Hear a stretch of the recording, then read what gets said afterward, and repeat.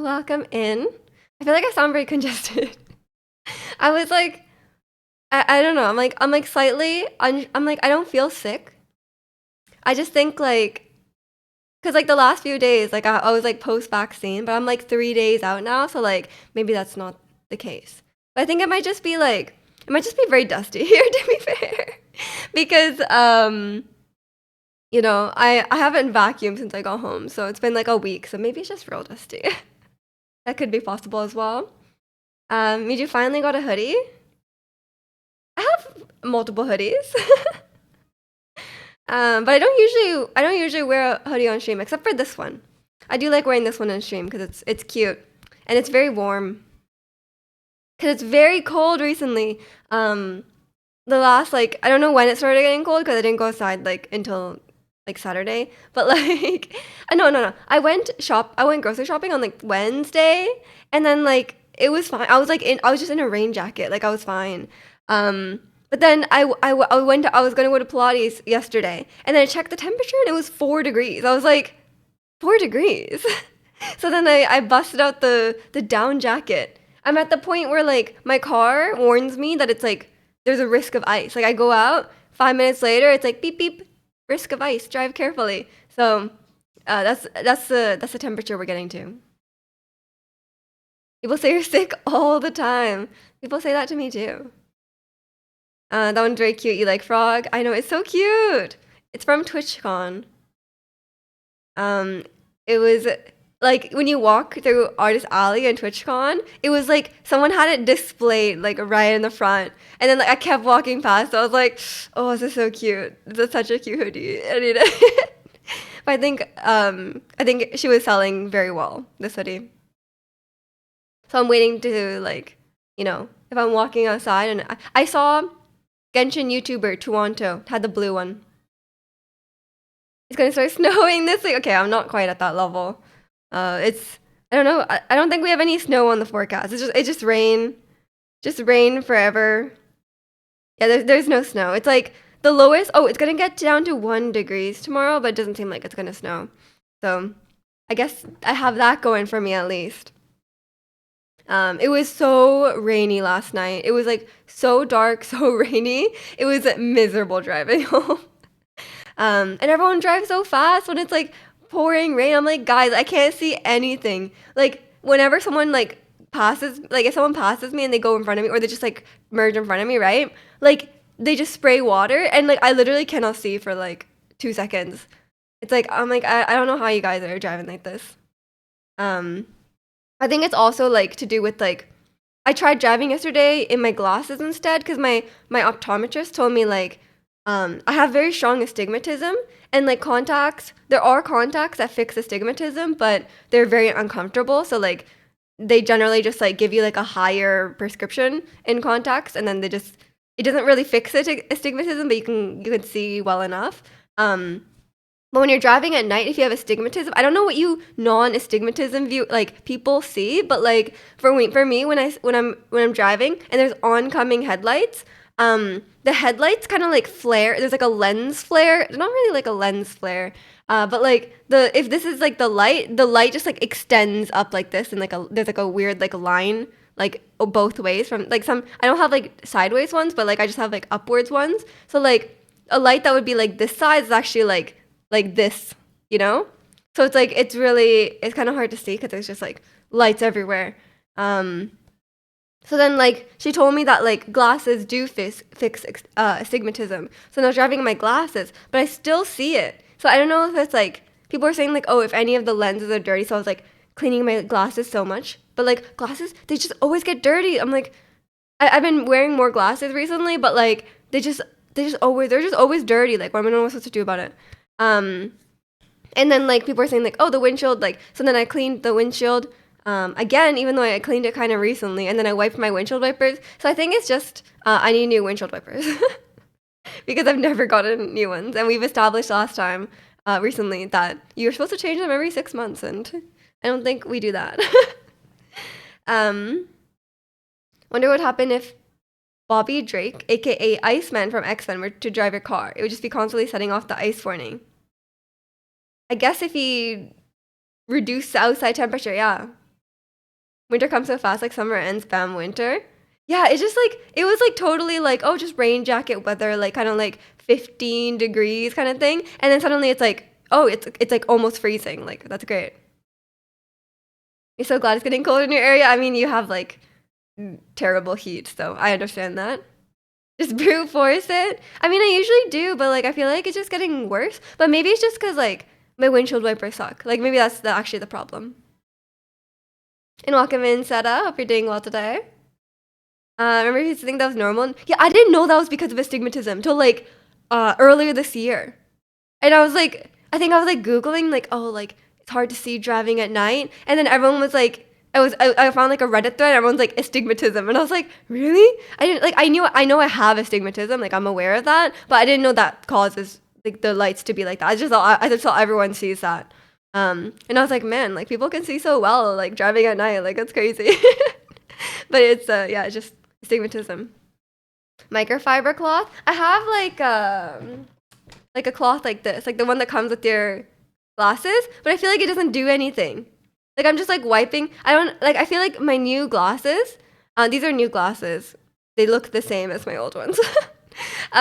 These are new glasses, but like, the ones that come with it. I feel like this glasses. I don't know what it is about the lens. Like when I'm wiping it, like it just doesn't come off. Like I'm like, what is it? Like I don't know. I don't know if it's like the coating on the lens, but I got it from the same place I got my last lens. So like I don't really know what the problem is. But some people are saying online like you can get like a kind of like a yellow tinted, or you can get like blue light tinted glasses, and that can help when you're driving at night. So maybe I should have gotten that. When you drive in the rain, just follow taillights and hope for the best. Yeah, I don't know if it's the same in Seattle, but like in Vancouver, like it's known, like Vancouver is known for being rainy, but like if it's raining really hard, you cannot see the lines on the road. I'm like, and then they're like, apparently they're like, okay, not to be like an environment hater, but they literally say like, they literally said like, oh, we don't want to put like glowing lines on the road because it's bad for the environment. And I'm like, okay, like I could understand it's bad for the environment, yes. But like surely like people not being able to see on the highway when it's raining, when it rains like 70% of the year is like a larger concern than like surely like people driving is worse for the environment than like the lines on the road. No, like then there's other things they can do. Like in many areas of the road they do like little indents on the road, and then there's like a little like reflective strip. But for some, that only really works when it's dark as well. When it's like light out and it's raining a lot, you can't see the lines at all. So I don't know what they can do about that, but like they need to do something about that because I cannot see. Um, when you drive in, oh sorry, I just read that. Today you learned that your poor night vision comes from your astigmatism. Do you also get like the weird like the lights flaring? But I think it's also just because like I mean a lot of people without astigmatism also complain like people's headlights are way too bright. Like it's such a it's people just have like the new like LED headlights everyone has. It's like some of them are so bright and some of them are like if you don't drive like especially in NA like everyone has like SUVs or like trucks that are like quite high off the ground. So even if they have like lights, their lights pointing down, it's still like if you're in like a non SUV car, it's like shining right in your face. Like so then my rear view mirror has like a little flip to like darken it. So like I'm using that like all the time because like I literally cannot see. At this point, light pollution is already so bad. What's a little more light going to do? Yeah, I don't know if it's because of the light or like the paint they're gonna use, but like um the wildlife is not going to be on the highway. Like I don't understand. I don't understand what like I feel like being able to see is like a little like being able to prevent car accidents is a little more important. Unless it's like gonna end the world. Like I don't know. Maybe it will. And welcome in, Angel. We are back. We are definitely back. You're writing an entire essay why Iceman might be fine in your car, but you deleted it. Fair enough. Fair enough. I would have read it. I would have entertained you. I would have read it, but I wouldn't. I would have been like, "That's cool." But I would have felt bad that you wrote a whole thing, so I would have read it out. That would be my thought process there. Weeb theories for real. X-Men, weebs, all of them. There's that Japanese girl in X-Men, the really nice one. Weebs. I forgot her name. So you read out my Wendy was replaced conspiracy theory if you typed it all out? I don't know if I would read it out, yes, but I wouldn't believe it. I just think she got surgery, man. Like, she got some reconstructive surgery, and I think she also got the SM jaw.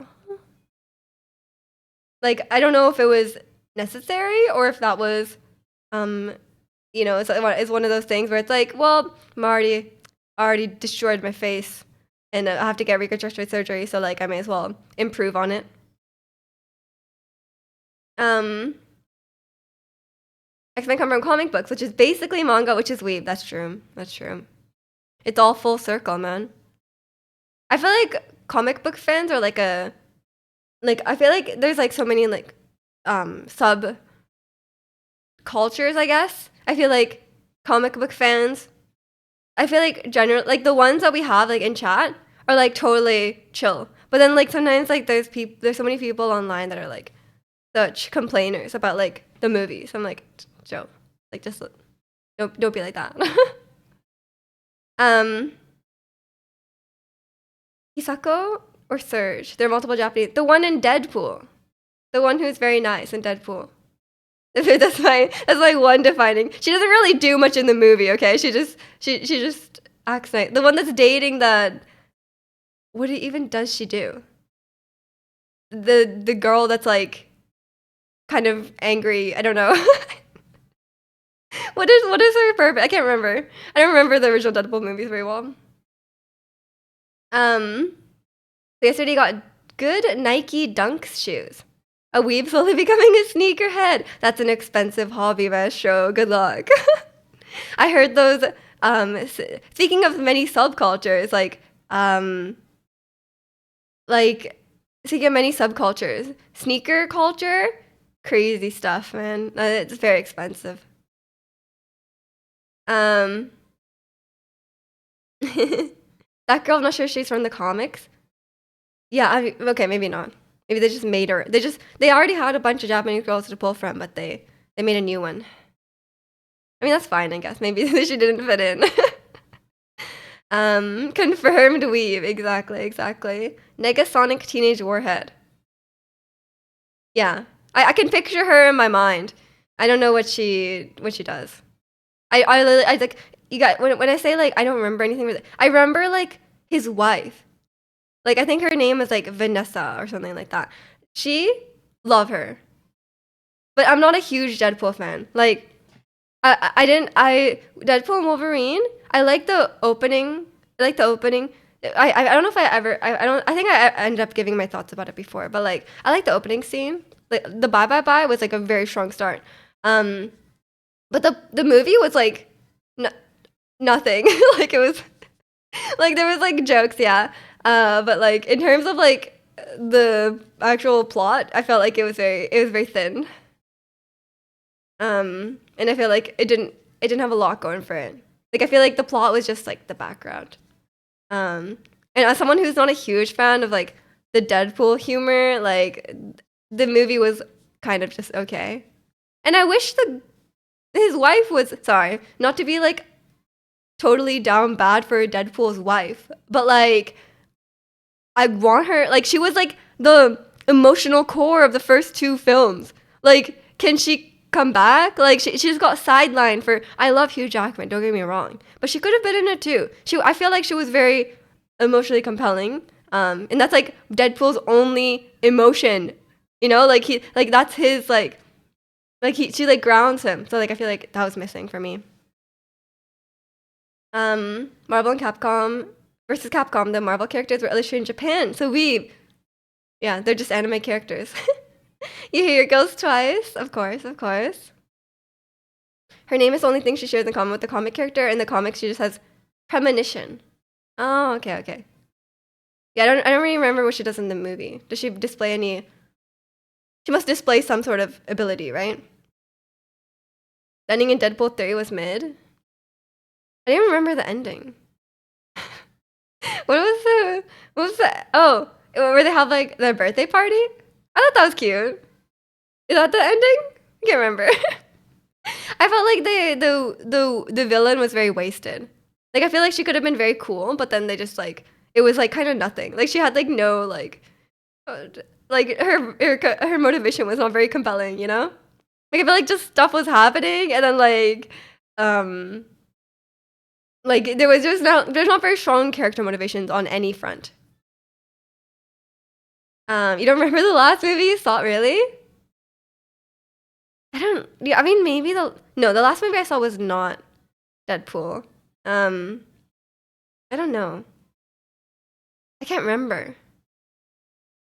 Um I remember I was watching no, I must have watched a movie after that cuz I remember I was really on um the Truman Show, you know what I mean? But then like I can't remember what I I watched after that. I must have watched something. But I've been watching a lot of shows.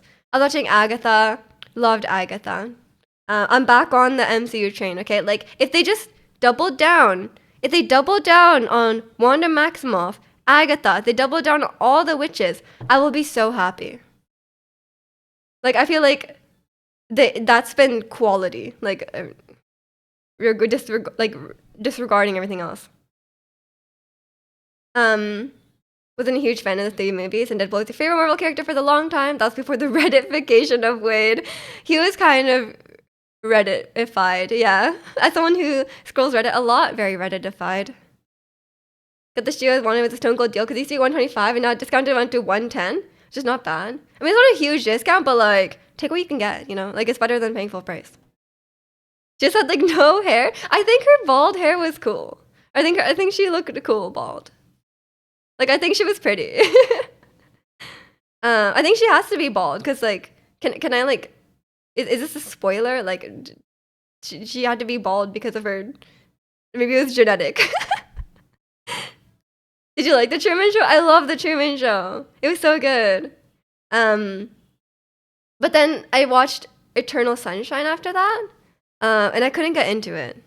Like, I don't know if it just gets better later, but like, I feel like I kind of understood what was going on. Um, but I didn't like any of the characters.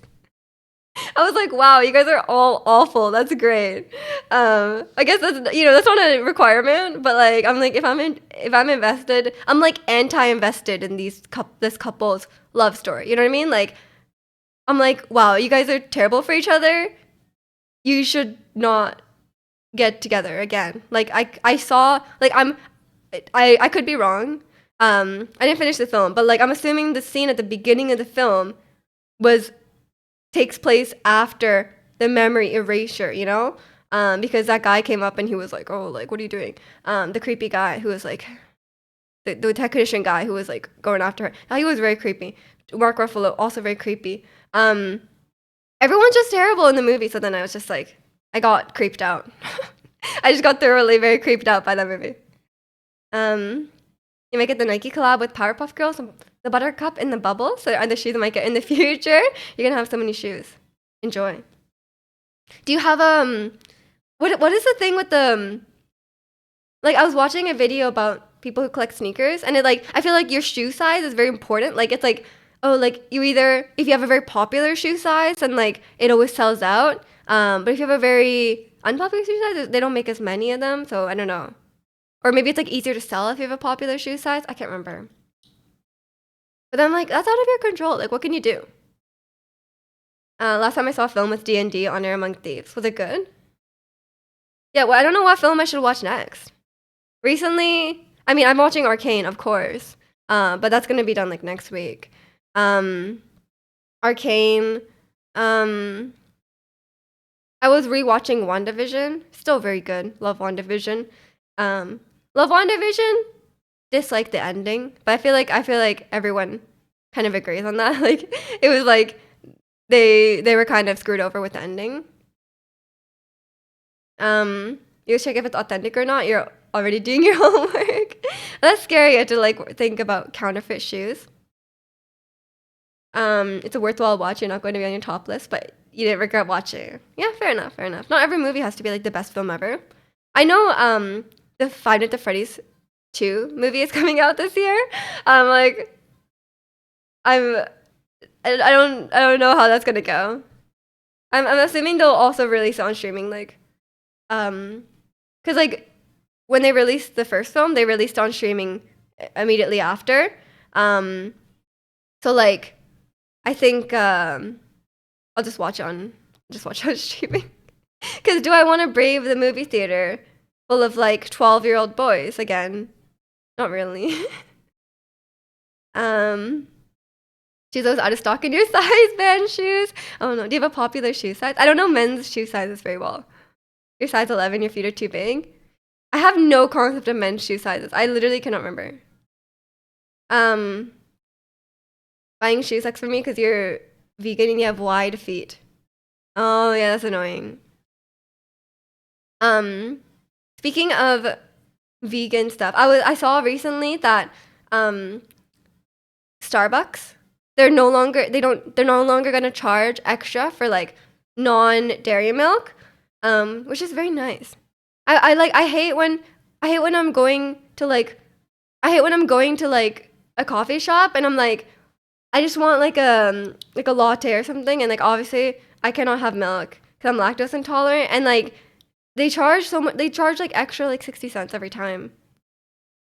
I think they normally charge 60 cents or 50 cents or something like that. Which I'm like, that's stupid. Like your drinks are already way too expensive. Like you don't need to do this. That's discriminatory. Just wear Crocs. You need winter Crocs. Do they make winter Crocs? Like water? Isn't like being waterproof kind of like antithetical to Crocs? Cause like they have holes in them. How does that work? But I feel like all coffee shops should follow this trend as well. They should just not charge extra for non-dairy milk because it's not people's fault. Like what if you're allergic to dairy? What if you're lactose intolerant? That's not my fault. I was very surprised. Many coffee shops in Japan, they never have non-dairy milk. So I'm just like out here. I mean, I don't mind drinking like an Americano. I don't mind. But like constantly, not like there's no non-dairy milks. I was asking everywhere. I was like, do you have soy milk? And they're like, no, not at all. But like, I don't know. How much milk do they put in drinks? Like a tiny bit. I mean, it depends on the drink. But I think they charge the same regardless of the amount of milk in it. Because in like a latte, it's like a full cup of milk. But like, surely it's not 60 cents extra. You know what I mean? Like I understand non-dairy milk is more expensive than dairy milk, but like per drink, if you average it out, it's probably not 60 cents. So I feel like they could afford to eat that cost. You know what I mean? Especially when they're already charging like $7 for like a drink. And like knowing what goes into the drink, like there's no way it actually costs that much. Like cheese on burger when they charge you $1 for American cheese. Yeah, they're not paying anywhere close to that. Like they're getting like that wholesale price. You're getting like 15 pounds of cheese, for whatever. Like it's like the principle, like it's like it's $1 or like 60 cents, whatever. I get it, but like it makes you it makes you think twice. You're like, do I really need this? But I just wanna order what I want, Like something I can understand charging extra for, but like sometimes the price is very unreasonable in my opinion. Stopping in briefly to say, okay, stop too long because you have essays to do. Good luck with your essays. The good thing about having like a math and comp sci degree is like barely any essays. I wrote like one essay for English class. Didn't get a great grade. I got an only okay grade. And then that English class also, they made us write essays in the final exam, but it was like, you just write them like on the spot. And I kind of just like wrote whatever. And then like one of the things that we were supposed to write about was a movie, and I didn't watch the movie, so I just kind of guessed, but like, I kind of just wrote very vaguely, and I did pass the course, so I was like, whatever, that's fine. No matter how many words you write, sometimes the word count doesn't seem to go up. Is your word count broken, or what is the word count you're trying to reach? Because sometimes essays are way too long. But I'm definitely gonna continue the stereotype of like STEM majors not being able to write. I probably could not write a decent essay to save my life. 3,000? That's so long. Oh my gosh. I studied into the relationship between social anxiety and the victimization of cyberbullying in an adult sample. Social anxiety and cyberbullying. Oh, okay.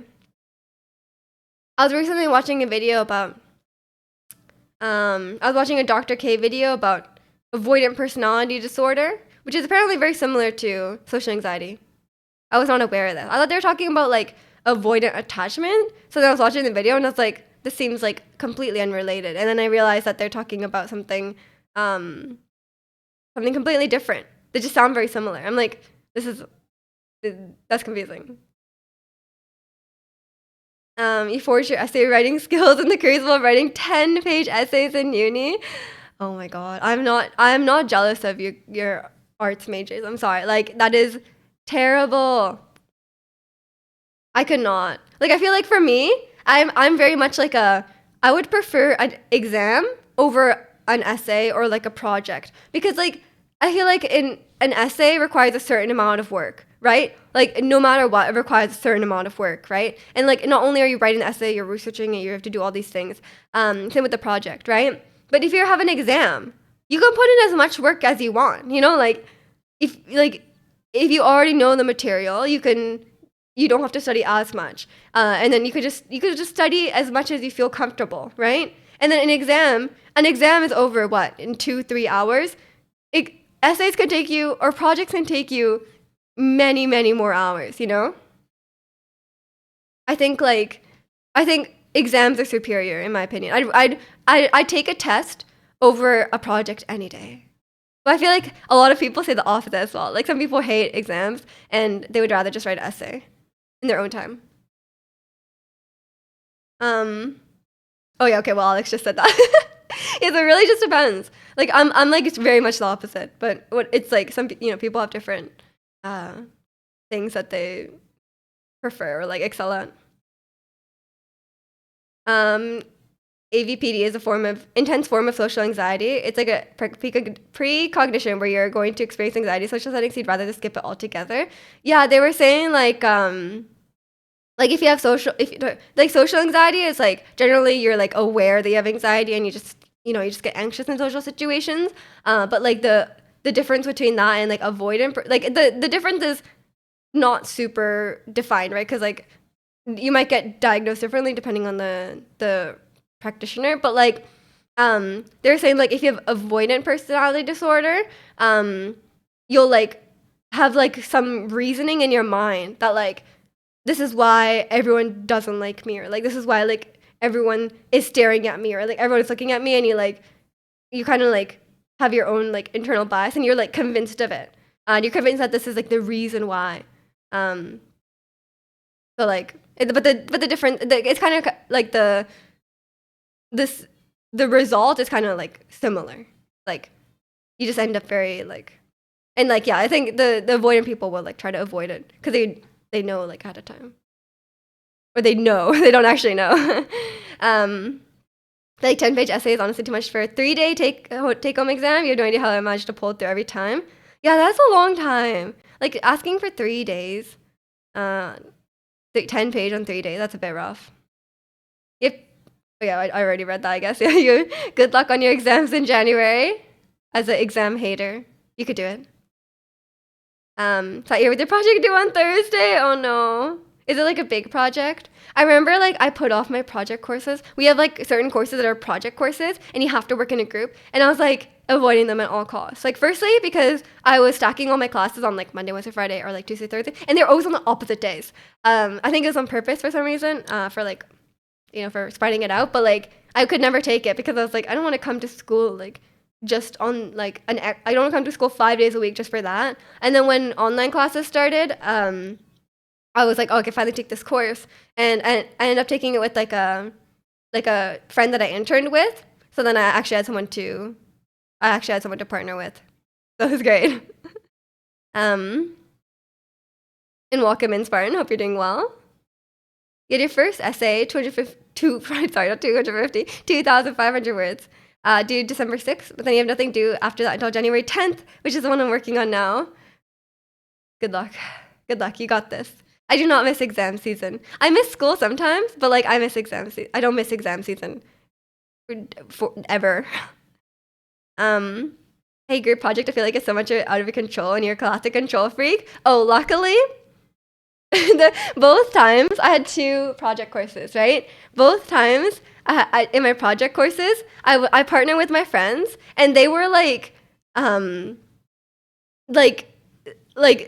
work just like way faster than them, or they just like weren't putting as much time into it. I don't know, but they basically just let me write the whole thing. Which I guess it was like a mutually beneficial relationship, okay? Like it was like they didn't want to do it and I wanted to get a good grade and I didn't trust them to do it. And it was like mutually agreed upon. Like I was like, oh, like I'll just write like most of it and then you could just do this part.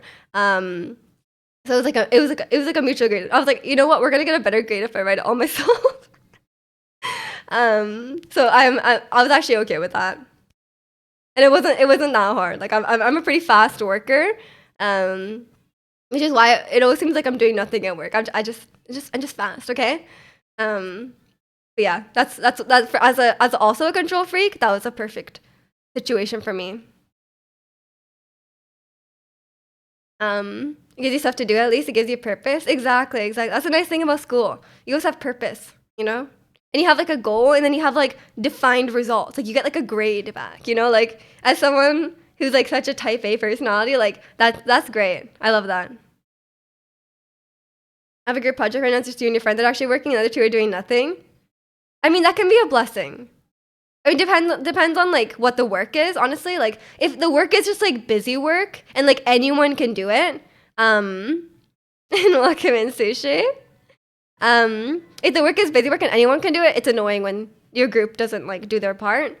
But if it's like kind of like more difficult work and you don't trust them to do it right, then it's kind of good if they don't do it, you know? Like I would rather have like if it's not just like anyone can do it, I would rather they not do it and then I just do all of it versus like them doing it and insisting on doing it and doing it badly. You know what I mean? Like if they're like, oh no, I really want to do this part. And then they're like very but like that's but if they do it badly and they drag down my grade, I'm gonna be so upset. I was such a when I was in school, I was so intense about my grades. Despite like growing up in like an Asian household, I never had pressure on myself to like, or I never received like parental pressure to like get good grades. Surprisingly, like my mom is just very chill. But I literally, it was all from within. Like maybe she'd never bother me about my grades because she knows that I'm more bothered about my grades than she is. The work is carrying a study, which you need 40 responses, which ideally, realistically, would be like 10 people each. Oh, that's annoying. Yeah, that's annoying. Because if it's like stuff like that, where it's like just literally just like you need to just put in the work, but like that's annoying if they don't do it. But in the case of like my like coding project, then I'm like happy to do the whole thing. But I don't know if I would be happy to do the work of like 4 people, you know? Like it was like a pair project. So I was just doing like the same amount of work twice. Which I didn't have a problem with. It's graded based on your individual analysis of the data in your report, which they don't have to do with me. We just collect the grade. We just collect the data together. And that's fine. That's like an ideal group project. Well, ideal if they like would actually help you, but do you guys like on the group project, do you guys get like the thing back where like you have to like grade each other on like how much they contributed? Because we always had that at the end of our group project. They like give us like a survey back and you can kind of like complain about your partner if you want to. They always gave us that. I was always working with my friends, so like obviously I wouldn't like, even if I like did all the work, I wouldn't like, it was like my decision, so like obviously I would not like snitch them out and be like I did all the work. like I would always just like give them like 10s across the board. But like not 10s, I guess like 50%, like you know what I mean. But I'm sure if you're in a group like I'm sure if you're in like a group with people you don't like, I would only really like snitch on someone if they were like if they really needed to do part of their work and they did like nothing and they just never showed up. But if it was like, yeah, if it was like 75%, I would still be like, yeah, it's equal. They don't impact my grade at all, just what they would put in the work in to make it more even. Yeah, that's annoying. Cause like if it's like a survey, then like it's literally just like going and doing it, you know? Like if it's not like they can do it. I mean, I guess they could do it wrong, but like it probably doesn't actually matter. Unless they have like ridiculous results. For a group exam, you have to write down each member contributed. You just like they did equally as much, but you did like 75. Yeah. I'm not a snitch in that situation. You know what I mean? I only snitched in my childhood on my brother. But I would never snitch in like school setting or like unless someone was doing something like dangerous, I don't know, like or someone was like bullying, then like I guess I would snitch in that situation. But I would not snitch in like a school or work situation. Like we have like performance reviews and I would never say anything negative about. Like we have like pure performance reviews and like I would never say anything negative about my coworkers to like the company. Like I'm like, why would I do that? Like what incentive do I have to like say something negative about my coworkers, you know? You don't want to be like I complain though, so I'm just sucking up and hoping they get stuff done. Yeah, it's so annoying. Like group projects are such a like a minefield, I guess. You did all the work of your apprentices, otherwise on the sheet they're lying. Yeah, I know. Also, you don't want the drama, you know? Like, what if they're vindictive and they say they did all the work? Like, what are you gonna do? And welcome in CG. Hope you're doing well today. You had to submit a 10-page ethics form, which you did almost completely alone too. Oh my god, I'm sorry.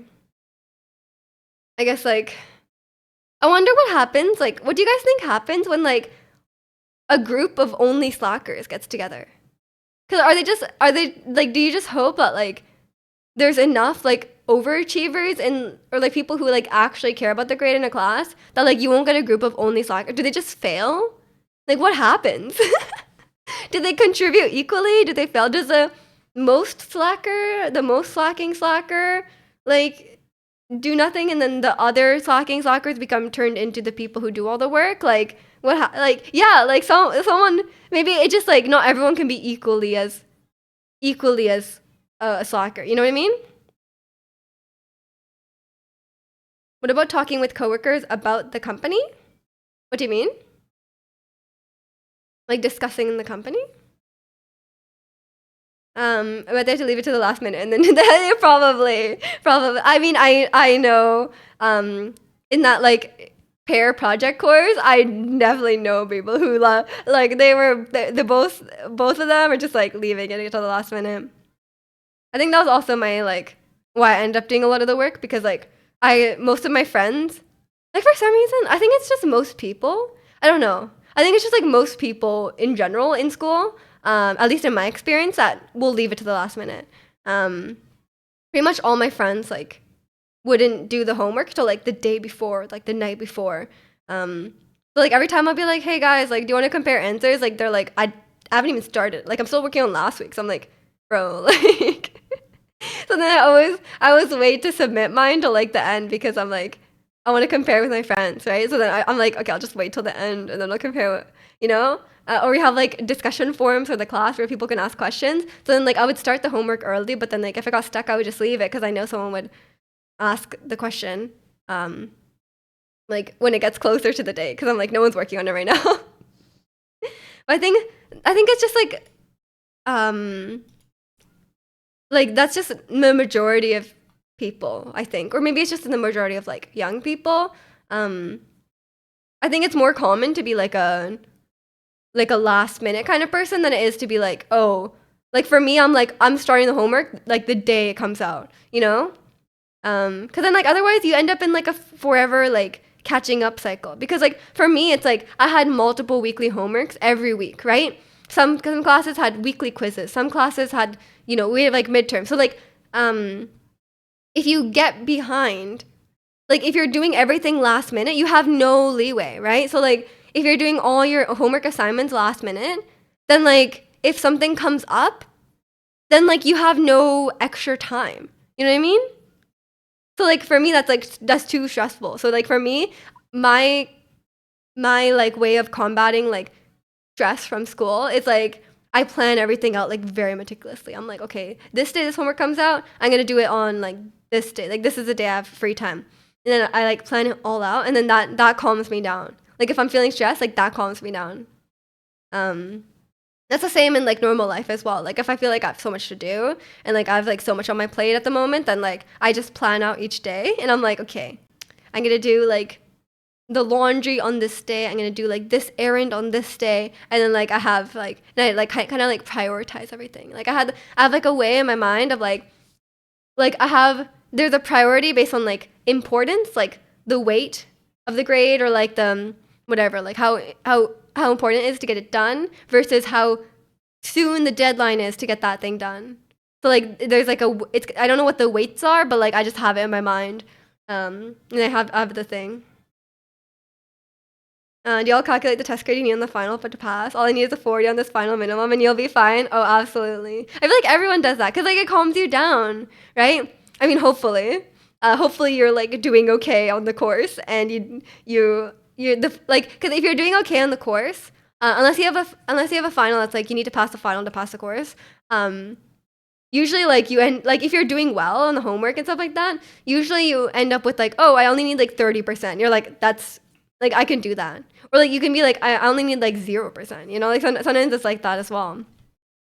But like I feel like it makes me less stressed out because I'm like, obviously I care about getting a good grade. I want to do as well as I can. But like if you pass, you pass. Okay, like at the end of the day, like if I pass, I pass. Will it be sad if I got like a 60? Yeah, but like it's it makes me feel better if I know that. Because there's so much pressure on final exams. I'm a last minute guy, but I do aim higher than a pass. Yeah, fair enough. Fair enough. I mean, if you fight against your last minute nature, then like, I don't. Is it hard? Like, I don't know. It's the two wolves that live inside me. Oh no. I only have one wolf. It's not a last minute guy.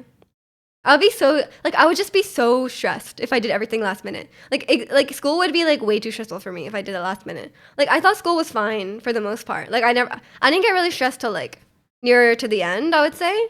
And then my last year was online, so I was chilling. I had so much time. Like I had so much time on my hands. Like I don't know if like the classes were just easier because they're online, or if it's just like I didn't have to commute an hour and a half each way to school, so I had like way more time on my hands.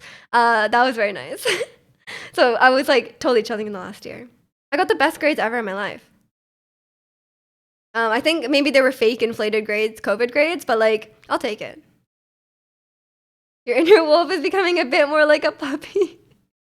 What does that mean? Becoming a beta male. You are your what is your inner wolf? Because like in Zirconia's situation, one of the inner wolves is a procrastinator. So isn't it good if your procrastinating wolf is becoming a beta male? Like isn't that good? I'm not sure what. Maybe there's two different metaphors going on with the same base, But I don't know how to comprehend that actually. Your inner wolf is telling me to give up and live alone in a cabin in the woods away from civilization.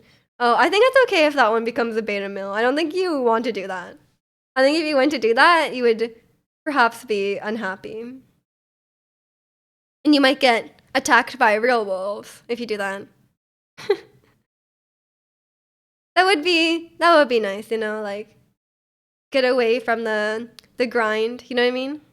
We were talking about that before. We're like, if we won the lottery, if we just had enough money to just live forever, then like we'd be fine.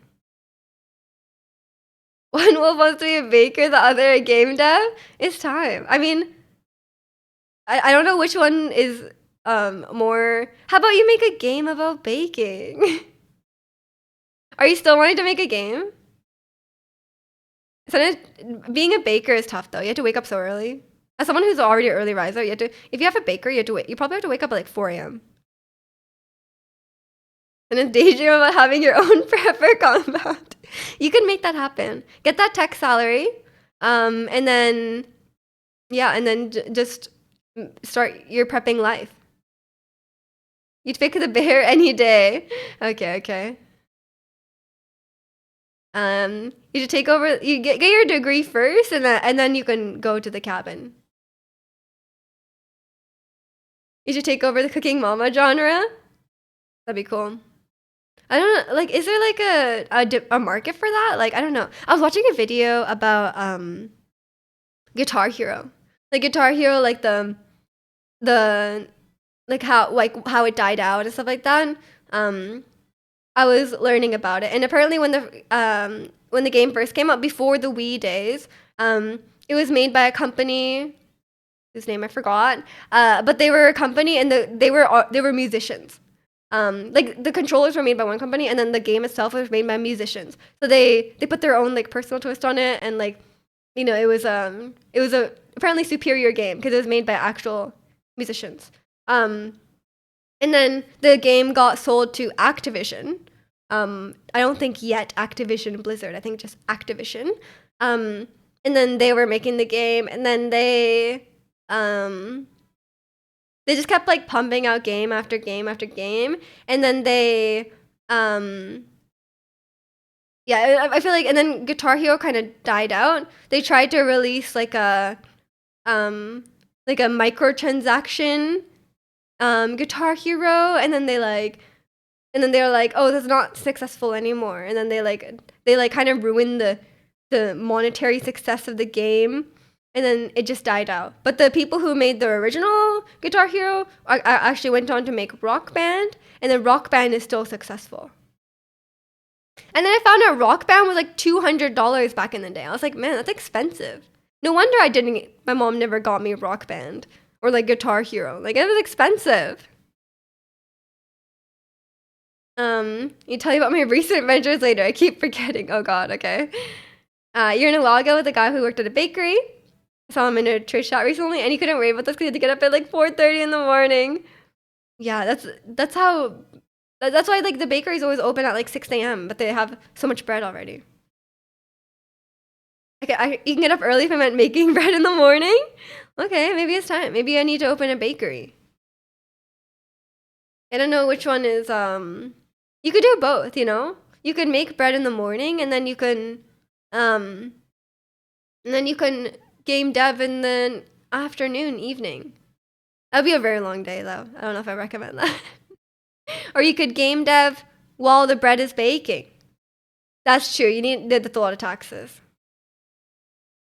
There'd be a lot of different extra taxes involved.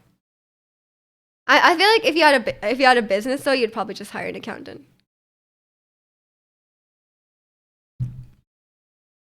And welcome in, Roji. Hope you're doing well. Yeah, I don't know. I don't know if you guys know the story about like ConcernedApe, who made Stardew Valley. He basically was like working on Stardew Valley for so long, for like I can't remember how many years it was. It was like years and years and years. And his girlfriend was supporting him the whole time. Like she was like, I think she was also like in school or like in grad school or something. And she like supported him for like, it was a long time. Like it was like 6 years, like maybe like 10 years. Like it was like a long time. And he was just like working on Stardew Valley. I'm like, that's crazy. Like, I don't know. She just had like, her level of belief in him was a whole other level. Like, I'm sorry if for most people they would have been like, "Yo, you need to get a job." Like, please, like you need to get a job. Like, that's crazy. It's his girlfriend is just built different. I don't know if they're married now, but like she just built different. Make bread in the morning, have someone else deal with the storefront, and then game dev during the day. That could be a possibility, yeah. That could work. There's a lot of options. You're pretty bad at Guitar Hero? I don't remember. I mean, I didn't have it. Only my cousin had it. So I would play Guitar Hero, but I think I only did like the beginning few levels, you know what I mean? Like I had like I remember there was like Hit Me With Your Best Shot, and there was that song called like the very beginning song was called like Slow Ride, and it was like very easy. I think I just played those. And then we played like Rock Band as well. But I never had any of these games. You guys know. I had a Wii, but we only had Wii Sports. Like we literally just had Wii Sports. I know we may have one other game. We had Wii Sports and maybe Just Dance and NHL Slapshot, which my brother played. So we really like we had a Wii, but there wasn't many options on it. You know what I mean? But Wii Sports was fun. You can get infinite enjoyment of Wii Sports, and it was free with the console, so it's fine. You never played Guitar Hero? I kind of want Guitar Hero now, like, but I don't know if I should just play like Clone Hero. But then like I heard you can play Clone Hero on like a real guitar, so you don't need to buy like a guitar controller. I don't know how this works. You had the good games, it's okay. I mean, I guess so. I guess so. But I felt like when I was a kid, I felt like it was very lacking. You know, like it's just like I was like I don't have any games. Bread Hero, a rhythm game about baking bread. Maybe there's so many options for. I feel like becoming a game dev. The hard part would be like knowing, like finding, like there's so many games now, right? Like there's like Steam is full of like there's like new indie games like every single day. It would just be like finding that like gap in the market.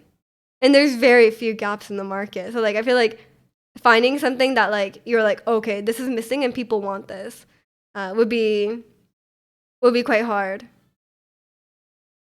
And like I think once you have that, and then once you have like a quality, obviously a quality game, then and then like also like somehow people find it, then it becomes successful.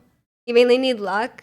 I think so. Yeah, I think like a lot of game devs that become very successful, or a lot of like indie game devs, they make something that they want. Like they're like, oh, like I want to play this game and it doesn't exist. I'm gonna make it, and it just ends up being lucky that they one that there's like somehow like people find it, there's a huge market for it, and it resonates with people.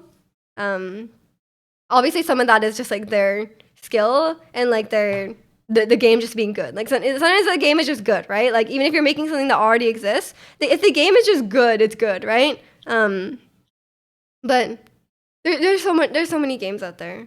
There's so many indie games out there. So many really good indie games too. And like people can only play so many games. I think it's tough. And then like I was watching a video about like revenue and stuff like that. I'm like, that's crazy. This is so much.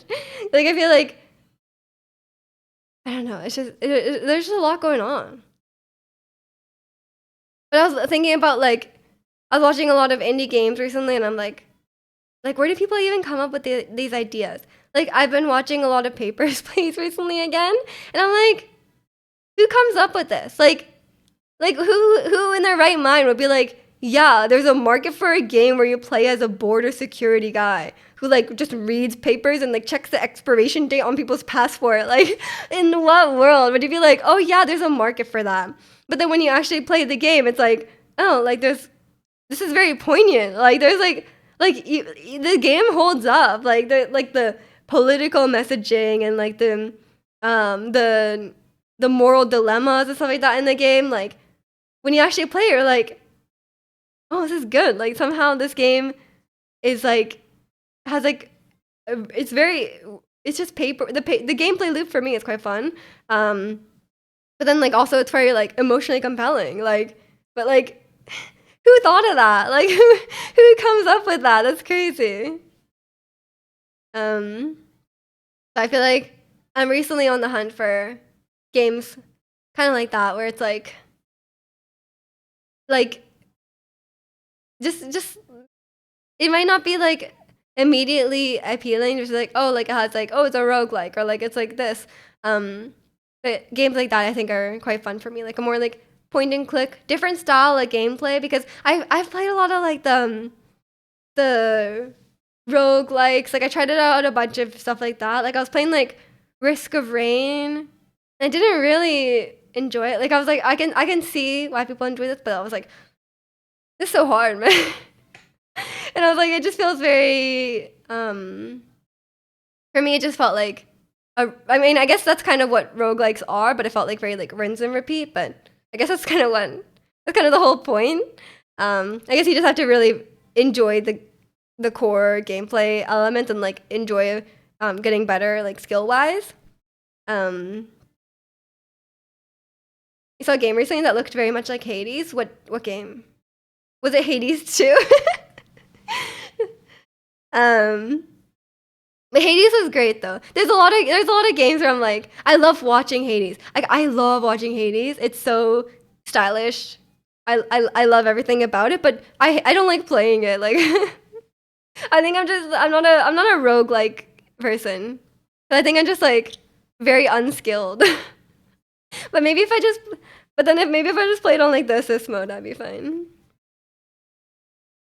I think like for me, um like until I improve at these types of games, the amount of repetition I'm gonna have to put into it is like more than I'm really willing to put in. Like I'm like, I like this game, I like how it looks, I think I like the concept, but like the amount of time I'd have to put in to like beat the game and the amount of frustration I'd encounter, to me is not worth it. But like to someone else, that amount of playtime is gonna be a lot less, you know? Some people will be able to beat a lot faster than me. So like I feel like that's a main problem for me. And that always comes back to like the difficulty, the the video game difficulty discussion. Cuz like people won't have the same experience with the same game. You think it just came out, you got to find the name. I'd be interested in that. I feel like any game that's like Hades is like gonna be pretty good. There's so many roguelikes. There's so many indie roguelikes. I think that was a pretty popular genre for a while because there was like they made everything into a roguelike. Like obviously there's like platformer roguelikes and like action roguelikes, but then there's like, you know, like Risk of Rain is like a shooter roguelike. And then there's like Slay the Spire, which is like a card game roguelike. Like there's a roguelike for everything. And then there's like the played up game, which is like Overcooked roguelike. Like I'm like, man, like you gotta make a roguelike for everything. And then they're like, oh, God of War roguelike. Roguelikes are a lot easier to make because they're by nature replayable. That's true. That's true. I don't really mind like a short game though, personally. Like I think like I don't necessarily want to have a game that's like infinitely replayable.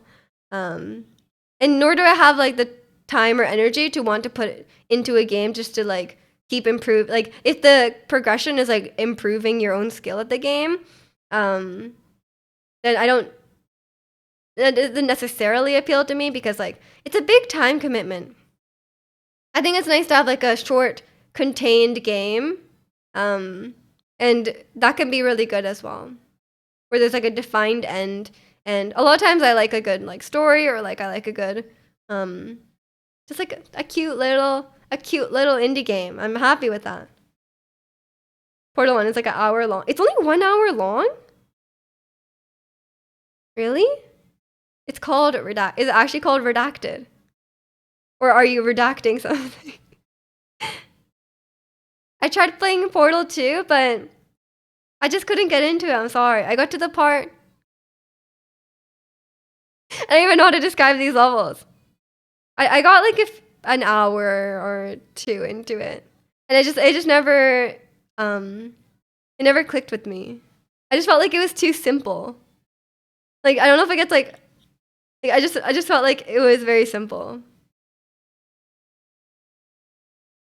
Okay, it's actually called Protected. Okay, I'll look into it. When you guys or Zirconia was saying that Half-Life is free, I've gotten like a good bit of the way into Half-Life, Alex, but I'm too scared to play. It's not even like a horror game really, but it's quite scary. Like anytime you're in VR, it's like way scarier. Um, I think I just like I just need to get there. I haven't even gone to the level where people say it's scary. Like I'm just in like a level where there's like those zombie guys and I'm like shooting them from like the farthest distance possible. But just like existing in the world is scary.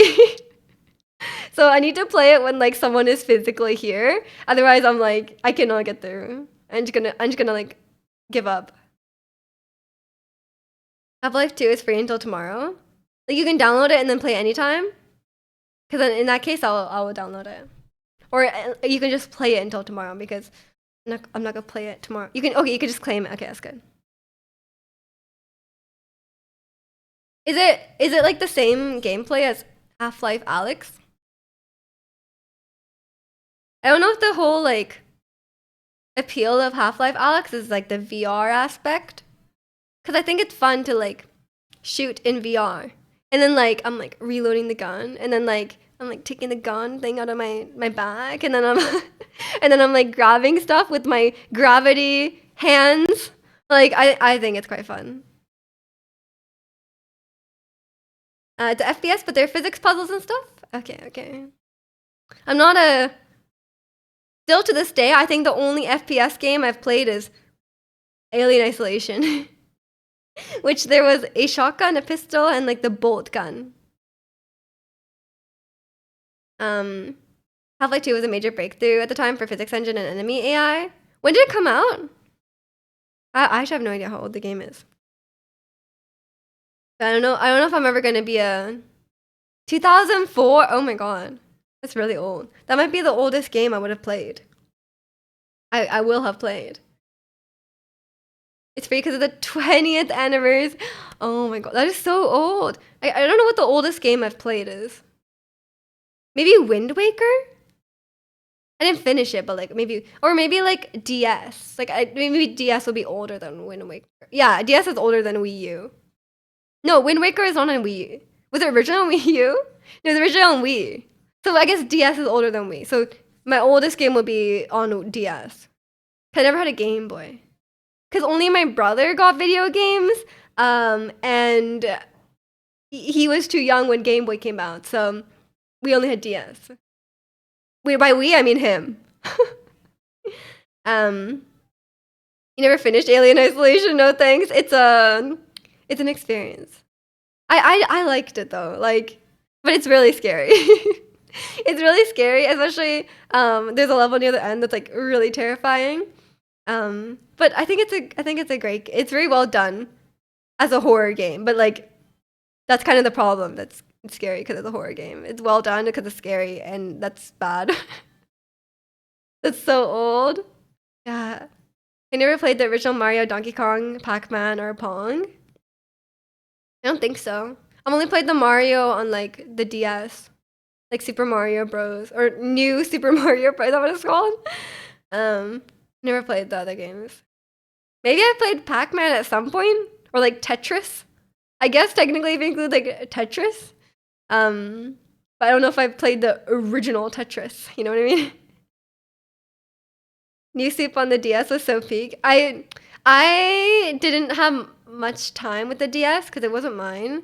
I mainly played like Nintendogs and stuff, but I remember when I played like Mario Kart and Mario Bros. I was like such a cheater. Like we had like everything on like the edge card, and then there was like cheats on it. I would just cheat constantly, like. So I don't know if I don't know how much like actual gameplay I got out of that game, but who knows. We had a bunch of games on there though, but it was fun.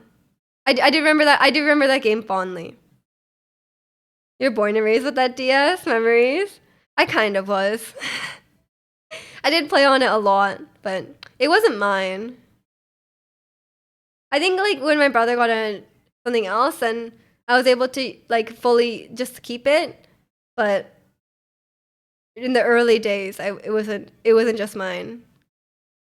We play like Rhythm Heaven with my cousins in Japan. That was fun. I still miss Rhythm Heaven. I think Rhythm Heaven is a great game. We need a Rhythm Heaven on Switch. I'd be so happy with that. Or Brain Age. I recently was playing Brain Age on DS as well. It's so fun. Quite literally born and raised. We were released in the same year. We were playing it. You were playing it like straight out the womb. That's crazy. Like you were born and they handed you the DS, and you were playing Super Mario Bros. But yeah, I don't remember like too much. I don't remember too much about the DS, but I have fond memories of those games. And I don't have that many fond memories of the Wii because like I said, we didn't have any games. Like the only reason we had so many games on the DS was like we had that like illegal card that we got from like the Chinese mall. And there was like a bunch of pirated games on it. And I only had like 2 real games. I had Zelda Phantom Hourglass. Any Zelda? I was an OG Zelda fan. Had Phantom Hourglass. Never finished it, but I remember starting it many times. I remember the start of the game very fondly. I probably got to like I probably reached the first dungeon, and then like I remember like getting on the boat with that guy with the peg leg, and then like driving on the boat. But I don't remember anything past that. So I don't think I ever went past that point. I remember being scared of dying in YouTube because the Bowser face. Oh my gosh, the Bowser face. Yeah, you're right. Some games are like the stuff you're scared of as a kid is so funny. Like, but then to be fair, you're like scared of weird stuff now as well. So I don't know if that maybe you just moved on to new things. You're born the same year that the Game Boy came out, but the system has such a long life. You eventually got one as a kid. Oh, we're all like showing your age. I don't think a console came out when I was born, but I know that Ocarina of Time came out when I was born. I think it was 98. But I don't know about the consoles. Because, like, you guys know my history with consoles. My brother got a DS, and I got to play on the DS. And then we got, like, a family Wii. We didn't have any games on it, really. But I love playing Just Dance. And then me and my brother got a joint Xbox 360, okay? But it was not joint. He played on it, like, almost all the time. And I would play on it sometimes with, like, the Kinect. There was, like, Just Dance on the Kinect. Or, like, the Kinect Adventures game. I like that game. And then Kinect Sports also was a game. And then after a while, he sold the Xbox and he traded in the Xbox 360 for the Xbox One. And somehow, even though the Xbox 360 was shared, the Xbox One was not shared. He kept it in his room and he played GTA on it. And I was like, where's my Xbox? I didn't get an Xbox. And then at that point, I didn't game at all. Like this was like whatever, like GTA 5 or whatever was out. And I just didn't play at all. And then in 2016 I started gaming again. And in 2017 I got a PlayStation. That's how it started. There was I was playing games when I was younger. I was having a great time. Stopped. I was like, I don't know, going on the internet and I don't know what I was doing. What was I doing with my free time when I wasn't gaming? Like I guess I was just watching like TV or something. I'm a total Kinect head. I like the Kinect. I thought the Kinect is good. And then like the funny thing, it takes pictures of you like in the middle of when you're playing. It's so funny. I wish we still had something like that. Yeah, I got scammed. Like I feel like I should have had partial ownership of that Xbox, but that's fine. That's fine. There's a long period of my childhood where I play inside instead of gaming. I don't know what was wrong with me. I mean, that was me For most of my childhood, I was playing outside. I didn't play that much on on the on the consoles. Like I would mostly play DS like on like family trips. Like we would drive to Whistler, and I would mostly play DS during that time. Okay. Take care, Ricky. Thanks for stopping by.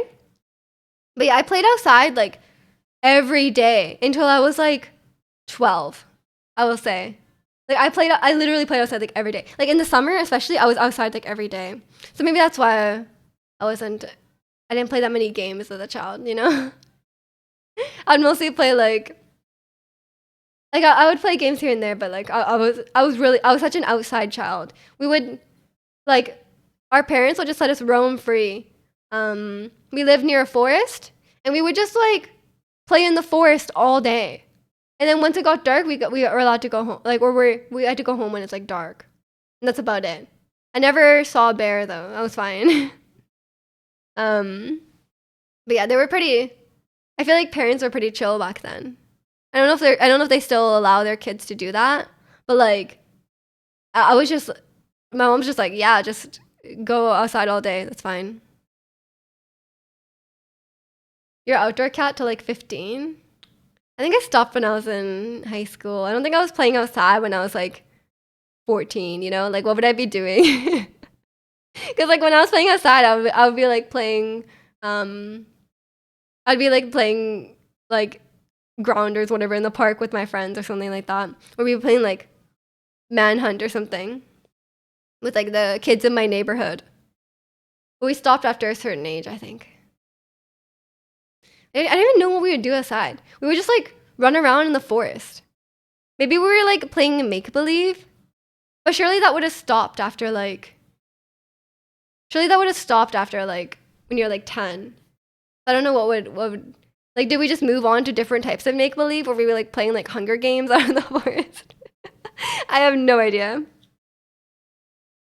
Um, you're playing football, handball, or basketball, or just biking around. Yeah, I was not playing sports, so I don't know what I was doing. I mean, I definitely biked around a bit, definitely scootered around a bit. Um, I don't think I. Yeah, I don't think I ever. I don't think I played with like balls. Like I don't think we ever like brought like sports equipment outside and like played with that. You know, I think we were literally just in the forest. Fencing with sticks is a classic. I don't think I did that either. I don't remember fencing with sticks. I think we were just like playing, or I think we were exploring the forest, like trying to find new places in the forest and like making like a fort or something like that in the forest. But as I got older, the forest got quite overgrown. Cause like before you could like there was quite a lot of open space in the forest, you could like run around.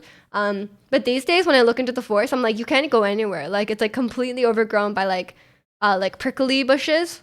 So like I'm like the kids these days, man, like they can't go in there. It's way it's way too like crowded now.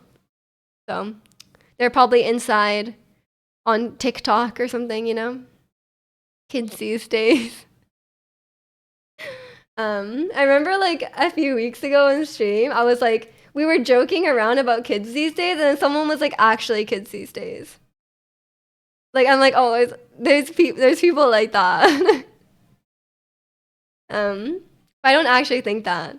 Just to be clear, in case someone is out there, I don't actually think kids these days are any different or worse than current kids these days. They just have different, you know, they just have different vices. I'm sure we were also kids these days in a different way to like older people, you know? It's just a different thing. Not to downplay the effect of like social media and stuff like that, but like I think they're gonna be fine. I'm hopeful. See kids walking over school by looking at TikTok and stuff the whole way. That's a bit dangerous. They should probably like look up and look around. Your whole generation was wiped out by Pokemon. I remember like trading Pokemon cards at school. But like that I feel like our Pokemon phase was very short. Like it was like no one was like, I wasn't aware of anyone playing Pokemon, like the game. We were aware of like Pokemon, the franchise, but I never heard of anyone playing the game. I didn't really know that the game existed till like I think I knew about like the show and I knew about Pokemon cards, but I don't think I knew about the game like until much later in life. Cause like I remember we had in like maybe third grade, we had like a Pokemon card trading time. But that was only last. I feel like that was only like a few months because by like next grade we were on to like I don't know if you guys had these, but like we had these like little keychains that are like Winnie the Pooh, and then they're like Winnie the Pooh in like various costumes. I think they're called like Peek-a-Poos, um, and like you get them from like the gotcha machines at like the mall. That was like a huge thing, and then, like Tamagotchi was a huge thing for a while. Like there was like phases, and then we were on to like Twilight, like, and then by like fifth grade, I remember everyone was reading Twilight. Like even the boys were reading Twilight. Like we were all into it. What happened to that? Twilight used to be a mixed gender like interest, you know? Like I don't know what's up with that. Your Pokemon phase lasts like 3 years. Your adult copium nostalgia phase has lasted way longer. Oh god, that's not good. I was watching a video recently about Pokemon and then they started the video with like, unfortunately, I'm still a Pokemon fan. And then everyone in the comments was like, yeah, same. I'm like, that's so sad, but it's also so true. It's so sad. You get a Pokemon into Magic the Gathering. That's a whole other hobby. I had many phases. Um, my phases were mostly determined by the books I was reading. Like I had like many book phases. Like I was into this book series, like, and then I was into this book series. And then like as I got older, when I was like 12, maybe I stopped reading, and then my phases were then determined by like One Direction. Like, okay, this is my One Direction phase. This is my Ed Sheeran phase. This is my Little Mix phase. You know, like I had these like fangirl phases, and then now, and then now I don't think I have a phase. I don't know what my if I have a phase, I don't know what it is. I don't think I have one right now. But that was my phases. Like I had other interests, of course. Like I was like in extracurricular activities and stuff like that. But like in terms of like what was my defined interest at the time, it was definitely like, yeah, like fangirling. Or maybe like also like I don't even know. Maybe I didn't have like a defined interest. But like I feel like I never had like one main like like when I was a kid, yeah, I had like a main thing at the time. Like I was like, oh, I'm really into this like I had like the books about like the cats. Like there's like the books about the cats that like grow up in like the wild. I was reading those when I was like in like the third grade. I was like super into that. But then I stopped reading that, and then I read like the warrior cats. There are so many of those books now. But I was reading those when I was like, I think it was like third grade. I was really into them. It's good. There's a lot of lore in this one, in the warrior cats. I'm sure someone has done a deep dive video. I need to find like a video essay on this topic, because like I'm curious about all this lore, because like there's like a whole like cat clan like structure, like a political structure of these cat clans, and there's like multiple clans, and they all have like existing beef with each other, you know. And there's a lot of lore. You saw them at the bookshop you worked at. There was like 6 series of books with like 6 books in each of them. Yeah, I remember like I kind of stopped reading at that point, but then there was like one about like bears, and then there's like the books, they like started in this like certain area of forest, and they moved to like the mountains, and then they just like moved to different places, and then like the old generation of cats would die out, and then like a new generation of cats would come in. So that was like they just kept it going. Like it was like an anthology. Like it just kept going. There was like generations. Like the kids of the first the first generation would like continue the story. So it was very intricate, but I'm sure there was like many it's like a kid's book. I'm sure there was like tons of like plot holes and stuff like that. So I need to look into this. But yeah, I liked those books when I was a kid. But I think I had like a friend who also liked them, but like she was like in too deep, honestly. Like um there's like warrior cats like role play sites and stuff like that, like online, and she was like, you should join this, and I was like, I'm okay, like, and I don't really like want to go on there. There was like a multi-hour video essay. I'm sure there's a video essay on everything. I've been watching a lot of like, I guess it's not just Eddie, but like Burback videos, and they had one about like Club Penguin. It's very nostalgic. But Club Penguin was actually such a good game because like they were actually like listening to they were trying to make like a very like enjoyable place for like the kids to hang out, and they like would listen to like what the kids are saying, because like, you know, kids just like make stuff up. They're like, oh, like, you know, I heard like there's like secret ninjas around in Club Penguin, and then they would like listen to all these like rumors that the kids are making up, and then they would actually make it. And then in the very end, like there was always rumors in Club Penguin that you could like flip the iceberg over, and then in the end they made it so you could actually flip it over. Like that was like the final event, which is, I think, is very sweet. Like I feel like we don't. There's lots of like games like that now where they listen to the player base, but now like the kids games are like, you know, like Fortnite or something. Although I feel like, you know, like Minecraft and stuff is great.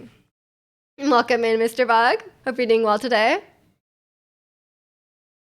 We're just on a whole tangent about all the interests we had as a kid.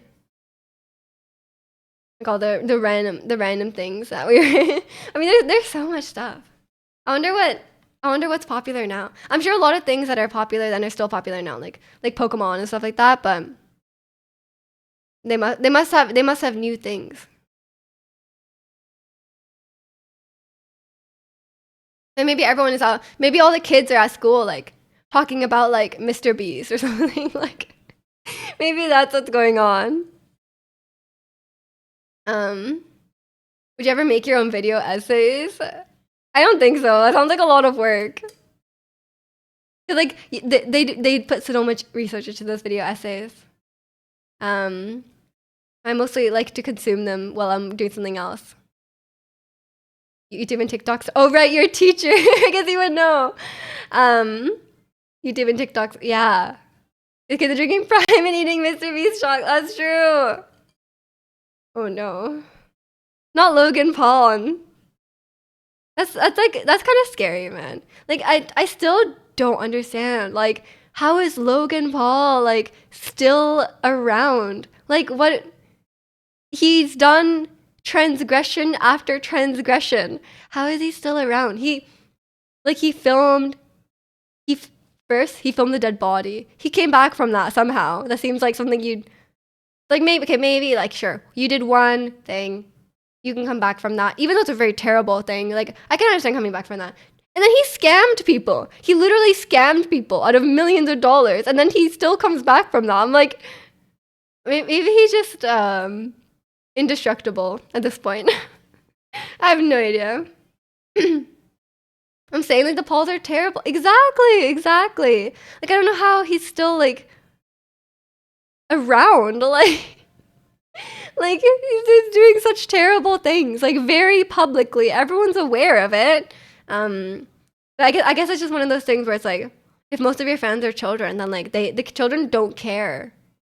You know, like they're not aware of these things. They don't really understand the consequences of these things, and they just don't care. Like, it's not the kids that are getting scammed out of all the crypto money, right? Like, it's only the adults that are getting scammed out of it. So, but then I'm like, what adult invested in CryptoZoo?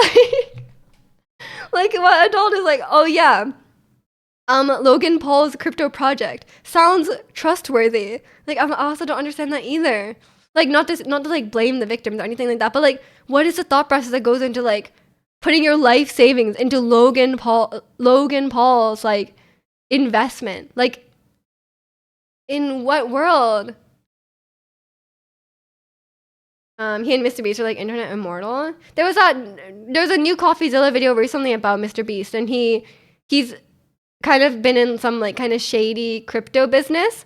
He was like promoting, like he would like tweet about certain crypto like coins or like NFTs, and then he would he would be like, oh, this is undervalued right now, and then he would sell it all that day. And I'm like, that's shady. That is so shady. And he was like, oh yeah, that's just like the fund.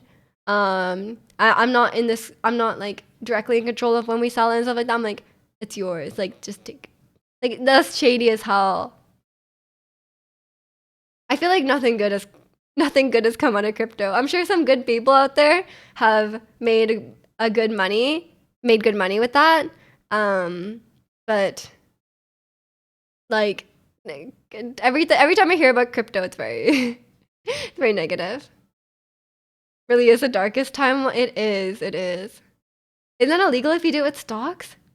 I don't know. I have no idea. I don't think CoffeeZilla like said anything if it's like illegal or not. I think maybe the laws around crypto are kind of like unsure, or he's like not allowed to say anything because of like legal issues. You can't really accuse someone of like breaking the law. But yeah, it's very shady. It's very shady. He's like involved in a lot of these. Oh, and then the worst one, he was running a NFT auction for charity.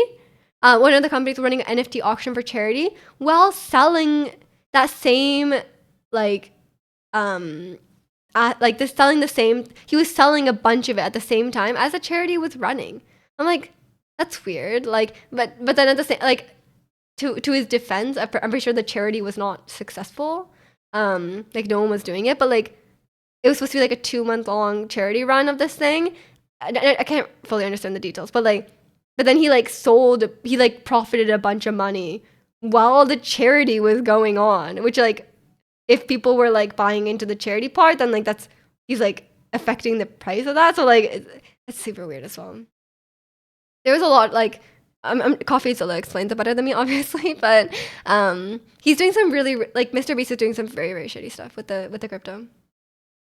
We are in the darkest timeline for real, and like the thing is like Mr. Beast got into so much controversy, and he's completely unaffected.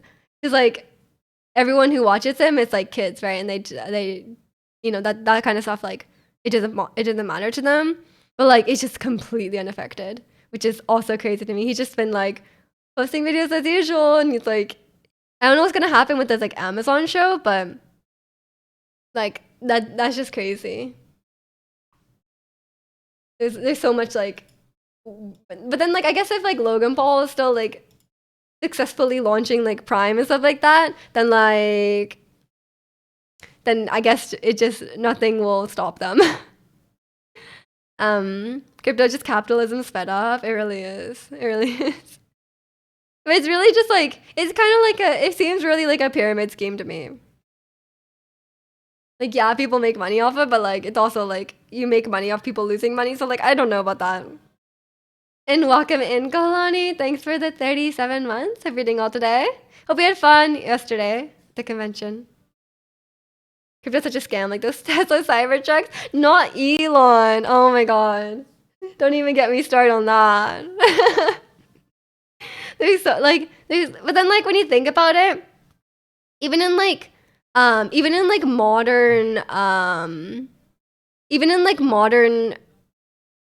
not modern, sorry, like traditional media, there's lots of really awful people in traditional media who just like continue operating as usual. You know what I mean? Like people who's done like really awful things, like really predatory things, or like, but they still are like well-known famous people. So like maybe it's just like, maybe that's just how it goes. Like once you reach a certain level of like fame and power, you're just like untouchable. Like for example, like Tom Cruise, he's still just like around. He's making Mission Impossible movies, you know, like all these things. You did and you're going again today later. Have fun. Have fun. The ASMR is watching failing Cybertruck and why they recalled. I watched a video about Cybertruck as well. It seems so bad. Like there's so many problems. There's so many problems with Cybertrucks. It's so like I'm like, how? In what world? Are you saying Sonic the Hedgehog? What is this thing about Sonic the Hedgehog? I was actually very confused by that.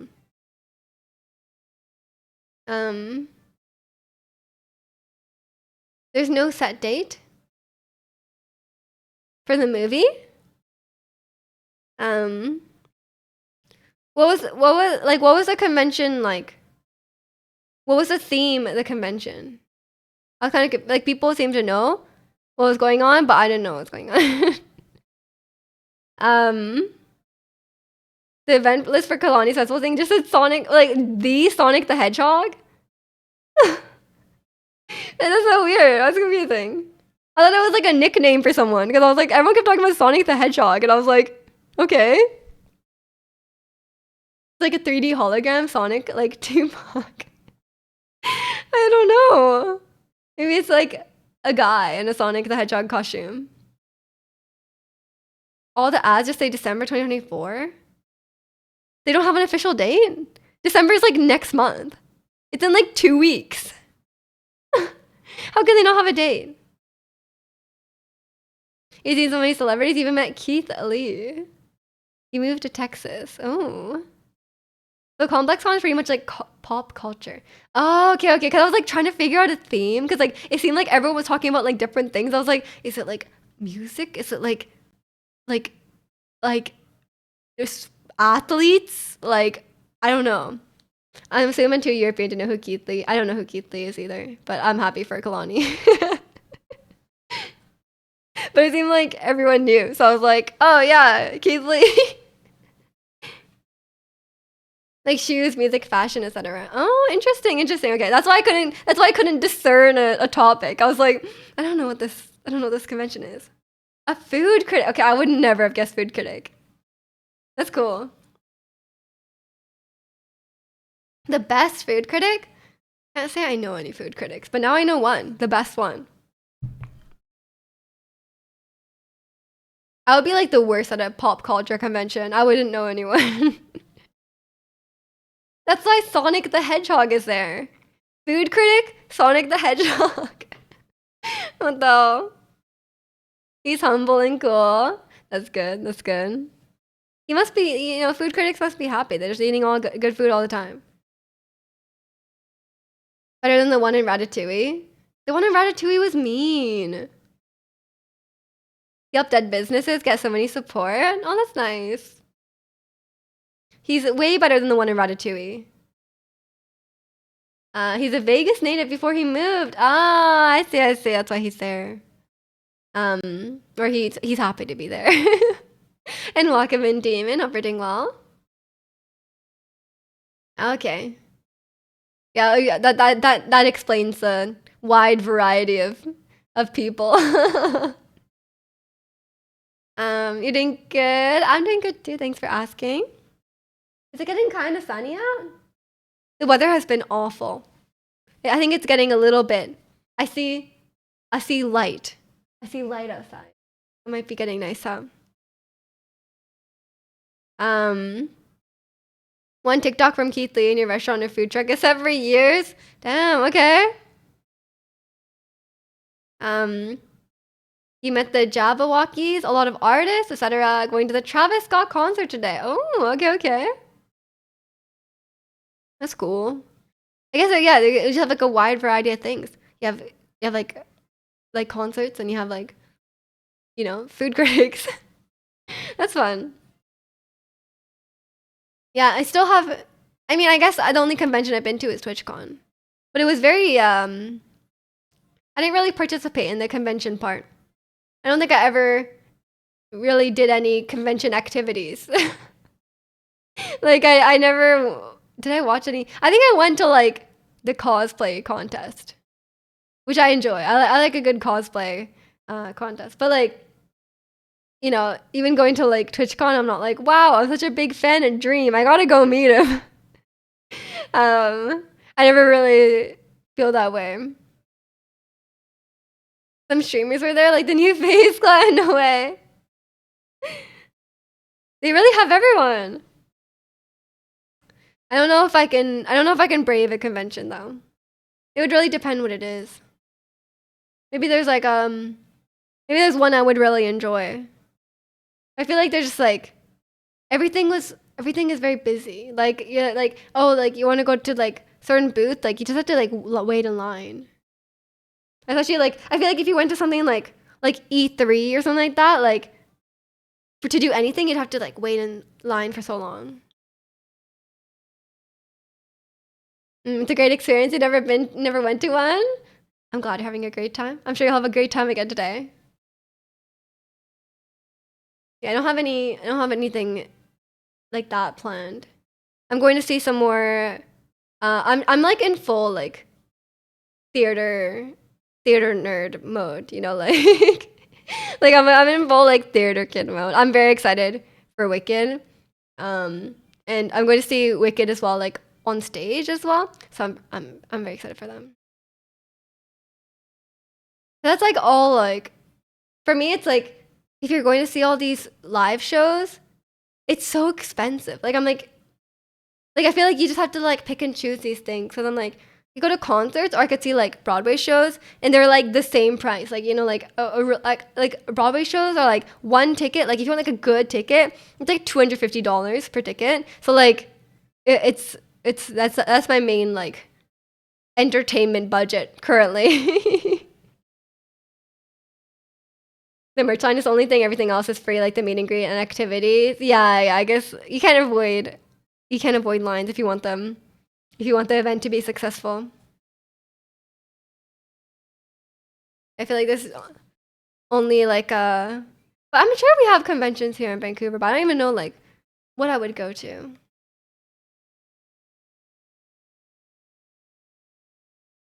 Because I feel like I don't even keep up with like oh like this gaming release or whatever. I kind of stopped watching all those like like the trailers and like or like the you know in the convention they show all these like new things or whatever.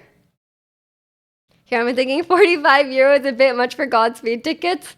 Yeah, if you want to see like the top Broadway shows, yeah, it's gonna be like $250 per ticket. This is Canadian, so maybe like 150 to 200 US. But live theater is very expensive. No wonder they make so much money. I'm just happy they're there, honestly, because like after COVID, it was like so many shows shut down, and like live theater was like kind of like unsure like if they could even if it could even like continue. So I'm happy that they are able to continue, but it's just expensive, and no wonder they can continue because they're charging so much. But it's like for me, it's like seeing a live theater show is like so like amazing, you know, like I think just like just seeing on TV and like seeing them live and hearing them perform live is like such a different experience. And if you really enjoy it, then worth it. Cute hoodie, thank you, Demon. I love this hoodie, it's cute. And welcome in, Lee. Thanks for the 20 months. Hope you're doing well today. But yeah, it's speaking of expensive hobbies that we were talking about last time, I think if I lived in New York, I would be broke. Like, I think if I lived in New York, I would be so broke. I'd be like, I'd have a very, very large theater going budget. There's no like season ticket, okay? Like you'd have to really like spend a lot of money on that. I don't know if you're ready to go back to the convention scene. It's just all mental now. What do you mean? Like how busy it is? Or did you have like a bad experience? Yeah, I've never really got into conventions, so maybe I would enjoy it if I went. But I'm pretty like I'm a pretty introverted person, so like I don't know if I would enjoy like a huge crowded place full of like what certain types of people depending on what convention you go to. You've never gone to a convention? Yeah, I mean I've only been to TwitchCon, which I don't even know if it really counts. I don't know what I would go to. I don't know. Do I really want to be around all those people? All those people, depending on what convention it is. Understandable. And your faves cancel a lot. Oh, it's annoying. That would suck, like, too, like, because, like, convention tickets are so expensive if you're, like, really looking forward to it. You'd be like, oh, like, you know, like, I'm going just for this person and they cancel. Like, that sucks. You're more introverted, but your concert enjoy? I do like concerts. I love, like, live music. I love performance and stuff like that, obviously. But yeah. When you bought tickets, when you bought tickets, you didn't know it was ComplexCon? You thought it was just a concert? It's funny. You show up and you're like, I'm here for the Travis Scott concert. And it's like Sonic the Hedgehog is right there. You just have a few faves, you don't go for anyone else. Yeah, I think I just don't have any like broad interests like that, you know? Like for some people it's like, oh, I really like anime. And like you're like going to like this overall anime convention. But for me it's like even like KCON. Like if I like K-pop, right? But like even if I went to KCON, I wouldn't like the majority of the people there, you know what I mean? ComplexCon is your first convention in a while and they gave me a great expression. Except for the Playboy Cardi fans, Chicano's favorite artist. What was wrong with them? Were they annoying? Well, yeah, for me personally as well, like I don't really care about like meeting people I'm a fan of. Like for me, it's like, oh, like if I have a favorite like YouTuber or like a musical artist or something like that, I don't really necessarily want to meet them. Like I'm just like, oh, I enjoy your work, but I don't really value meeting them like in person, and nor would I want to pay money for that. Like if it was a musical artist, I value seeing them perform, or if they like have some sort of other like skill or whatever, like I would value seeing them perform or see them like talk about something, but like I don't really value meeting them. So it would really depend on what the convention offered, right? Like if it was like, oh, I could see them do whatever it is, or if it was like a game I really liked, like if it was a game I really liked hearing them talk about, like I'm really interested in like video game design, if they're talking about like, oh, like certain aspects of how they made the game and stuff like that, I would definitely be more convinced to go to the convention. But if it was just like, oh, you can meet like, I don't know, like Toby Fox, I'd be like, I don't really want to meet Toby Fox, like that's fine. But if it was like, oh, he's gonna give like a panel and he's gonna talk about these things, and I'd be like, oh, maybe that sounds interesting. They're too young and too crazy. Like everyone else was in line for the concert, he showed up and they bum rushed the doors. Oh no, that sucks. That's kind of dangerous too. These days, I'm like quite scared of large crowds, especially after like there was that there's a lot of incidents that are like people are getting like completely crushed in like a large crowd. But there was like a concert recently, right, where that happened. Was it Travis Scott? No, it was someone like that. No, it was like who was it? It was like a festival.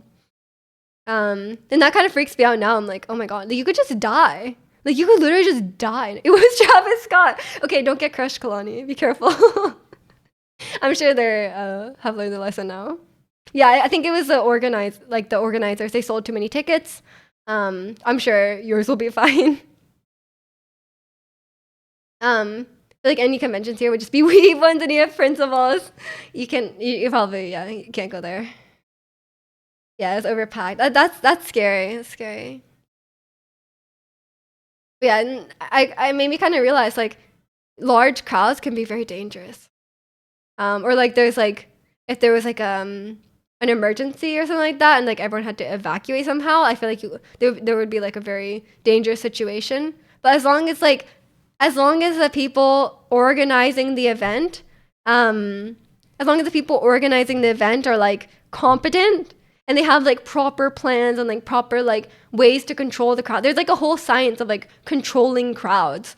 Because like once people are in a crowd, it's like they're not like thinking like individually, like the crowd kind of has a mind of its own, you know? So there's like a whole science about like controlling crowds and like I watched a video about it like a while ago, and they're talking about like there's like I can't remember where it is. I think it's like maybe India or something like that, where there's like some sort of like a religious place, or maybe it's Europe. I don't know. There's like a religious place, and then like there was like a lot of issues with like overcrowding in the streets and stuff like that, and then they like they made some sort of solution for it, and I was like, it's very clever. I think like there's a lot of science for like how to control crowds. As long as the organizers are competent, it should be fine, but it can be scary. The last night would have been the same, but the security guards were Samoans, so we were good. I'm glad. In the party house in UFO 50, if you accidentally invite too many people to the party, the firemen show up and end the party. Safety is important. That's true. You should not put more than the firemen-approved amount of people in a building. UFO 50 show is back. Do you get like a commission every time you mention it, or? I do respect Cardi for telling the crowd to take a step back, take a breather in water. Yeah, I think artists should be a lot more, or artists should be like like someone should tell the artist to tell the crowd to like do those things if the situation is getting dangerous. Because, you know, I think people will listen to the artist, right? Well, because they're there to listen to them. They're presumably there to listen to the artist. So I think it's good when the artist ensures that everyone is safe. You wish he would be rich and could have bought his own bakery right now? That's true. He would be very rich if he had like a nickel every time he brought up UFO 50. I wonder if we should do a poll if anyone has bought UFO 50 from his dad's recommendation. Did you stream it? Maybe you should stream it for the UFO 50 publicity. Okay, I'm just gonna go to the bathroom. I'll be right back. I realized it's already like 11. This is my like world record without peeing. Like, that's crazy. 2 hours. That's good for me, okay? If I do, it's because his dad has brainwashed me. That's true. If I do, it's definitely because his dad brainwashed me, because it's not the type of game I would normally buy. My bladder leveled up. Apparently. I'm too far into streaming. Oh, is there speed runs? There's probably speed runs. Okay. BRB. Enjoy the Malamar.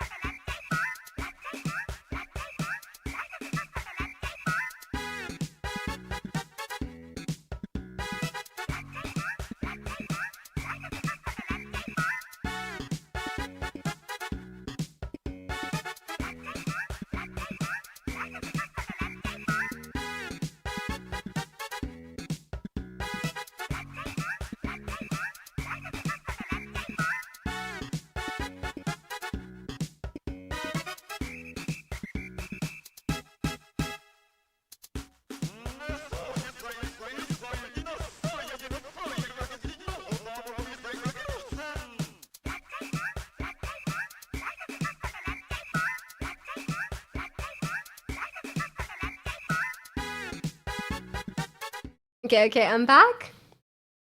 Type to speedrun Party House, a heavy RNG game. Wait, how many mini games are there in UFO 50? Wouldn't there be a speedrun where you finish every mini game, or would that be like way too long? Like, I don't know how long this game is. Maybe it's gonna be like, well, you know how much content UFO 50 has. But surely there's some, if the game gets popular enough, there's some maniac out there who would speedrun the entire thing no matter what, right? I don't know what speedrun content I've been watching. I haven't been watching a lot of speedrun content. I've been watching a lot of like, oh, I 100%ed this game. As someone who never 100% any game, the only game I have 100%ed is To the Moon, which only has one achievement, and that's for beating the game. As someone who never 100% any game, I'm enjoying. I like a good like gameplay video where it's like commentated. Oh, I was watching one last night. I never finished it because I fell asleep, but it was I think a lot of defenders here, but there was a video that was like, are the Pokemon 2D games even good? And it was like them going back to the original, not the original, but like to the 2D Pokemon games and seeing like which ones are actually good or not. I can't give you my thoughts on it because I fell asleep like after Heart Red or Fire Red, sorry. So you seem to enjoy Fire Red, but I cannot give the thoughts on the rest of them. So we'll see. A lot of them pretty short, so just to complete them, but not 100% can't be too long. Some games could be a bit hard though. Time to look on speedrun.com. Okay, let us know. Cause there's a speedrun for everything. I remember looking up a golf with your friends speedrun, and it was like crazy. I was like, what the hell are these? What the hell are these golf shots? I was excited to talk that I didn't notice how great your vid is. It's giving Killjoy vibes. Thank you. Is this Killjoy vibes? I'm down. Wait, is Killjoy the one from Valorant? No, that's wrong, right? I don't know anything. I'll look it up. Yes, from Valorant? The one with the big jacket? Oh yeah, the one with the jacket. Does it have puffy sleeves? She's cool. I like the Valorant characters. I think they're really cute. I like a good Riot character design, you know? I'm excited I'm gonna watch Arcane later today. I'm so excited. I don't know what's in store for me, but I'm assuming it's good.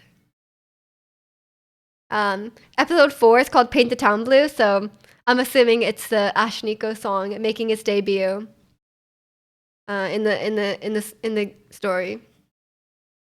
I mean, no matter how you slice it, Paint the Town Blue is definitely a Jinx song. So we're gonna get a nice Jinx moment. My frog hat. Where are my hats? Need to find my hats. I think they're all the way back here. You guys get to see my my Winnie the Pooh slippers. The only Valorant character I know is Deadlock because she's Norwegian. I see. All my hats are down here. Oh. No way. The Winnie the Pooh slippers. Well, I had to switch slippers because I wear like really fuzzy socks and I normally wear like my slides, but like I can't really fit my feet properly in the slides with really fuzzy socks on. So then I in the winter I have to give up and I have to wear these slippers. But they're warmer, so it's kind of nice. But they're kind of annoying to take on and off. Like sometimes I want to put my feet up on the chair and I'm like, it's kind of dirty to do that with slippers on. So then I take them off and then I put my feet on the chair. But then when I want to get up again, then it's really annoying. But other than that, it's fine. I got these from Primark. They were very cheap. Any Primark enjoyers? Looks like the categories are per game, but there's one person who did the whole UFO 50, just finished, and it's 27 hours? Why? You can beat that as that. Come on, get the world record. You can beat that. You said it doesn't take that long. It's time for the frog hat. I haven't worn this hat in so long. Oh, look at my bangs. Like, that's... I'll keep that. Okay. Me and my frog hoodie in a frog hat. I haven't worn this hat in so long. I feel like it's like deformed. Come on, hat. You gotta do this right. Okay. Yeah, I know. I always look at the Valorant characters and then I'm like, oh, this is my favorite, but I can't remember now. Like, and then I always forget their names and stuff like that. I can barely remember like League characters, so I don't think I can remember all the Valorant characters as well. I think my brother still plays Val. Oh, wait, I asked my brother. I was talking about my brother's broken PC, and I asked him about it. I was like, "Is your PC still broken?" And he said that he lowered his, for people who care about this, he lowered his RAM speed like a lot, and then now it doesn't crash. It seems to not crash anymore. But that was the solution. But it's like way slower than he wanted apparently. But I don't know what the implication of that is. 'Cause I was like, oh, does it slow down your computer? And he was like, not really. So I was like, oh, I guess there's no problem then. And Lockham and Dangerous, do you believe in ghosts? No. I'm quite a skeptic. I'm sorry. I don't believe in ghosts. You only played it when it first came out, but you're bad at it. I don't even know what I would be definitely very bad. But I feel like I'm not bad at aiming. Like in my experience, I feel like I'm not bad at aiming, but maybe I just don't know what good aiming looks like. Cause I'm like I can hit stuff, you know, like but maybe there's a lot more to it. And maybe I just don't know. I probably just don't know what really good aiming looks like. Hi, Dedrist. Hello. But maybe if I played Valorant, my brother could coach me because my brother is very good. He was like, I I found out that like he was immortal, which is like I think it's like the second or third highest rank. But that was like a few years. They changed the ranking like distribution. Because now it's not that hard to get immortal. It's like top 10% or something like that. But then like when he got immortal, it was like top like 1.5, like less than 1%. Like he was like it was very, very high. So safe to say he's pretty good at Valorant. Which I would hope he's good at Valorant because he played so much. I'm like, if you're gonna degen and play games that much, like I guess you better be good, you know? So I guess that's comforting. Maybe not, maybe not. I think maybe, you know, you should do other stuff. But at least he was good. I just can't really fathom putting that much time into a game. Because I'm like, that is so much time. Like, I think, what is my most played game? My most played game is probably still Breath of the Wild. Because I streamed it so much, I probably have about 600 hours. But I don't think I have any game that I've played more than that. Like, I'm getting quite high in Stardew Valley. I probably have about 300 hours in Stardew Valley, including like both PC and Switch playtime. But yeah, I don't have anything close to like 1,000. Actually, I have no idea what my playtime in Genshin is. It might actually, let me check on like how many hours I've streamed Genshin.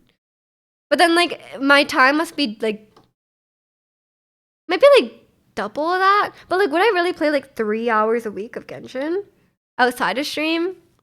Because I'm just doing like dailies. I feel like it wouldn't be like twice that, but maybe I would do some extra time one day. I don't know. I think Twitch tracker shows. There's like a thumbnail of me and the frog hat. That's great. Thanks. I've streamed Genshin 418 hours. So yeah, my Genshin playtime must be like at least like 600, 700 hours. So maybe my most played game now is Genshin. I mean, it must be. I've only streamed Zelda 400 hours and I only have maybe like 100 hours outside of stream. So yeah, fair enough.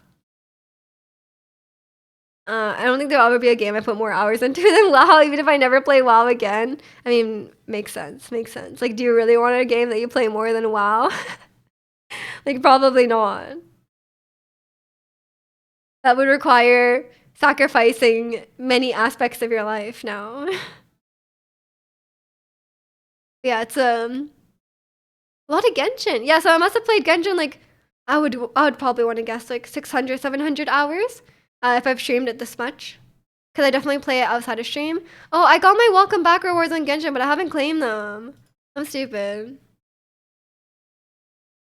I don't think you don't have even a free time left in your life expectancy. Oh god. What is the number? Is it like 2,000? Is it more than that? I think like I think my hours are not that high because I never played a game that like even Genshin, while it is has like it's kind of like a daily game and there's like new content all the time. Um like it still doesn't require much of your time. It like your dailies take like 5-10 minutes. So like Genshin is very respectful of your time. They're just not respectful of your money. You know what I mean? So I think that's the only long-term game I've played, which is probably why I don't have that many hours because I've never played like an MMO or like a skill-based multiplayer game because I think those are the games that really destroy your playtime, you know? Because they're like endlessly playable. Because it would be quite hard to put like 5,000 hours in a game like God of War or something, right? Unless you're like a speedrunner. Easily 5K plus. That's a lot. You have 2.7K in TF2. Fair enough. Fair enough. That's still a lot. That's still a lot of time between those games. I wonder if you can track how much you've played Pokemon Go. But I guess that's different because you're like, at least it's a bit more productive because you're like out and about, you know? You're like outside, walking, instead of just like sitting at your computer. So I guess it's better. But maybe the day I get into an MMO is the day that I'll beat that record. Because even playing like, even as someone who's like could say like I enjoy playing League of Legends, I'm not like wow, I need to play it every second of every day. You know, like I'm like, oh, I like the game. I think it's cute. I think it's fun. But I don't feel like I've played it a few times by myself. But I don't have that like personal strong motivation to be like, oh, like I do want to get better at the game. Like I do think that, but I'm not like, oh, I need to grind this game. And nor do I feel like if I lose a game, I'm not like, oh, I need to play again so I can win. Like I don't feel a strong desire to win at the game. That's a perfect emote bear. I feel like maybe I need one like that. You spell all-nighters grinding. Wow, they're going straight to class. Oh god, that is a whole other level. I would say. If I pull all-nighter now, I'm ruined for 3 days. I think I would be too. I'm a very strict sleep kind of person. If I get not enough sleep, I'm like non-functioning if I don't get enough sleep. I'm really into sleep. I'm trying to like shape this. I want it to be like a circle, you know what I mean? Maybe I should just make it smaller. Now it's like a square. I can shape my jawline with this. I can have a very sharp jawline. Like a square jawline. Have like a giga charge. It doesn't work. I don't think I have a game that I mean maybe like Animal Crossing. I was like, but those are more like daily games. Like you do a certain amount every day, and then you kind of you can kind of go on to the next day, you know. And I was playing it like in real time, so it wasn't like I could put like you can't really you can I guess play Animal Crossing for like 12 plus hours a day, but most of the time it doesn't require that. But maybe I do want to if Riot releases their MMO, I do want to play that, but it's looking unlikely these days. They literally was working on it was the Riot MMO, the mythical Riot MMO. They literally like was working on it for a while, and they're like, yeah, it's coming. And then last year or this year, they were like, oh, we restarted. They're like, yeah, we just completely restarted. And then like a lot of people from the team are like just no longer working on it. So I don't know. I'm kind of I'm not very hopeful that it's gonna come out, but maybe it'll surprise me and it will come out. But the fact that they restarted is is not very promising. But if it does come out, depending on what it entails, but maybe it'll come out and I won't like the gameplay. Like I think for me, it's like WoW never appealed to me. Like games like WoW don't really appeal to me because I don't like the characters and I don't like the I don't like the setting. You know, like I feel like if I was gonna play MMO, I would want to really like the setting. And League is like it's still fantasy, but it has like hot anime characters, you know, and it has like cute characters, and it has like more like human kind of characters, like you know, like Caitlyn and stuff. So like, I think, and it has like K-pop characters. So I think like the wide variety of like, and I do like some characters even that are like monsters or something like that, right? But I think I would have to really be interested in the setting. So it really depends on what direction they go with the MMO, and a KDA MMO. That would be the right MMO for real. Like if Seraphine is in the MMO, like actually if I was I wonder what the MMO would be like. Like you probably can't play as a character, right? Because like I know everyone can be a character in League of Legends. Maybe you'd have like you'd have your own MMO, and then like you have your own character, and then like you get to see all the like I think I'd be happy if you get to see all the like I'm like, oh, I go to Ionia and I can meet Yone who's dead, but like yeah, I can meet Yone and he's kind of alive, kind of dead, you know? I think that'd be happy. I'd be very happy with that. Maybe that's why they restarted. Cause it's gonna be only KDA. You show up and it's like a MMO, but like everything's centered around being like a K-pop trainee.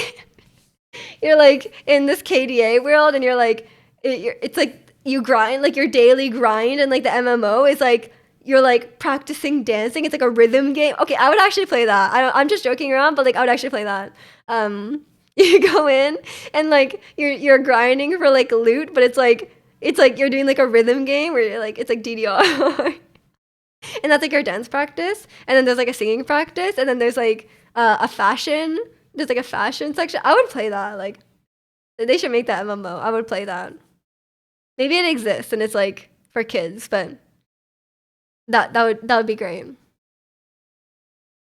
then there's like the part of the MMO where you have to sign your contract for 7 years, and then you have to pretend to have a parasocial relationship with your fans, and you get into a dating scandal. If you can't play as a goblin, you don't want it. Is there a goblin in League of Legends? I mean, there's like little like monsters. Is that okay? Like Teemo? Does that count? I don't know if there's a goblin. Like a stereotypical goblin. But there's lots of monsters. I think you would find someone that you like. There's probably like races of goblin-like creatures. I don't know enough about the non-playable characters. Just be Olaf. Okay, you can be Olaf. He's not really a goblin, he's just like a guy, but he's probably fine. But surely they let you play as the characters, right? Like you probably get to choose certain characters to play as. Cause like surely everyone would want like the characters like kits, right, in the game. I don't know. I don't know what direction they're gonna go with that. But then like is that just how it works in the MMO? Like a bunch of people have the same character? Like you're like running around, you're like, oh, there's another Olaf. Like look at that Olaf guy. There's like 15 Olafs in the room. Like that doesn't seem very canon, you know? Like that just seems weird. But I guess that happens in League of Legends if you're playing like blind. Or like ARAM or something. Like you might have the same people on the and it's not canon either, so maybe it's fine. I have no idea. I'm not super sure how MMOs function. Tristana is closest to a goblin. There's a lot of Yordles. I guess they're kind of goblin-like. Well, I'll just call Tristana a goblin from now on. I don't like her, so fair enough. I think if I was gonna play a MMO, I'd probably play like MapleStory. But then I don't know if I would actually enjoy it, you know? I'll give it a shot if one day, maybe. Because there's like MapleStory, there's like what are even around these days? Like Lost Ark was a big one. I don't know if that one's like fantasy themed or if there's like different types of characters and stuff like that.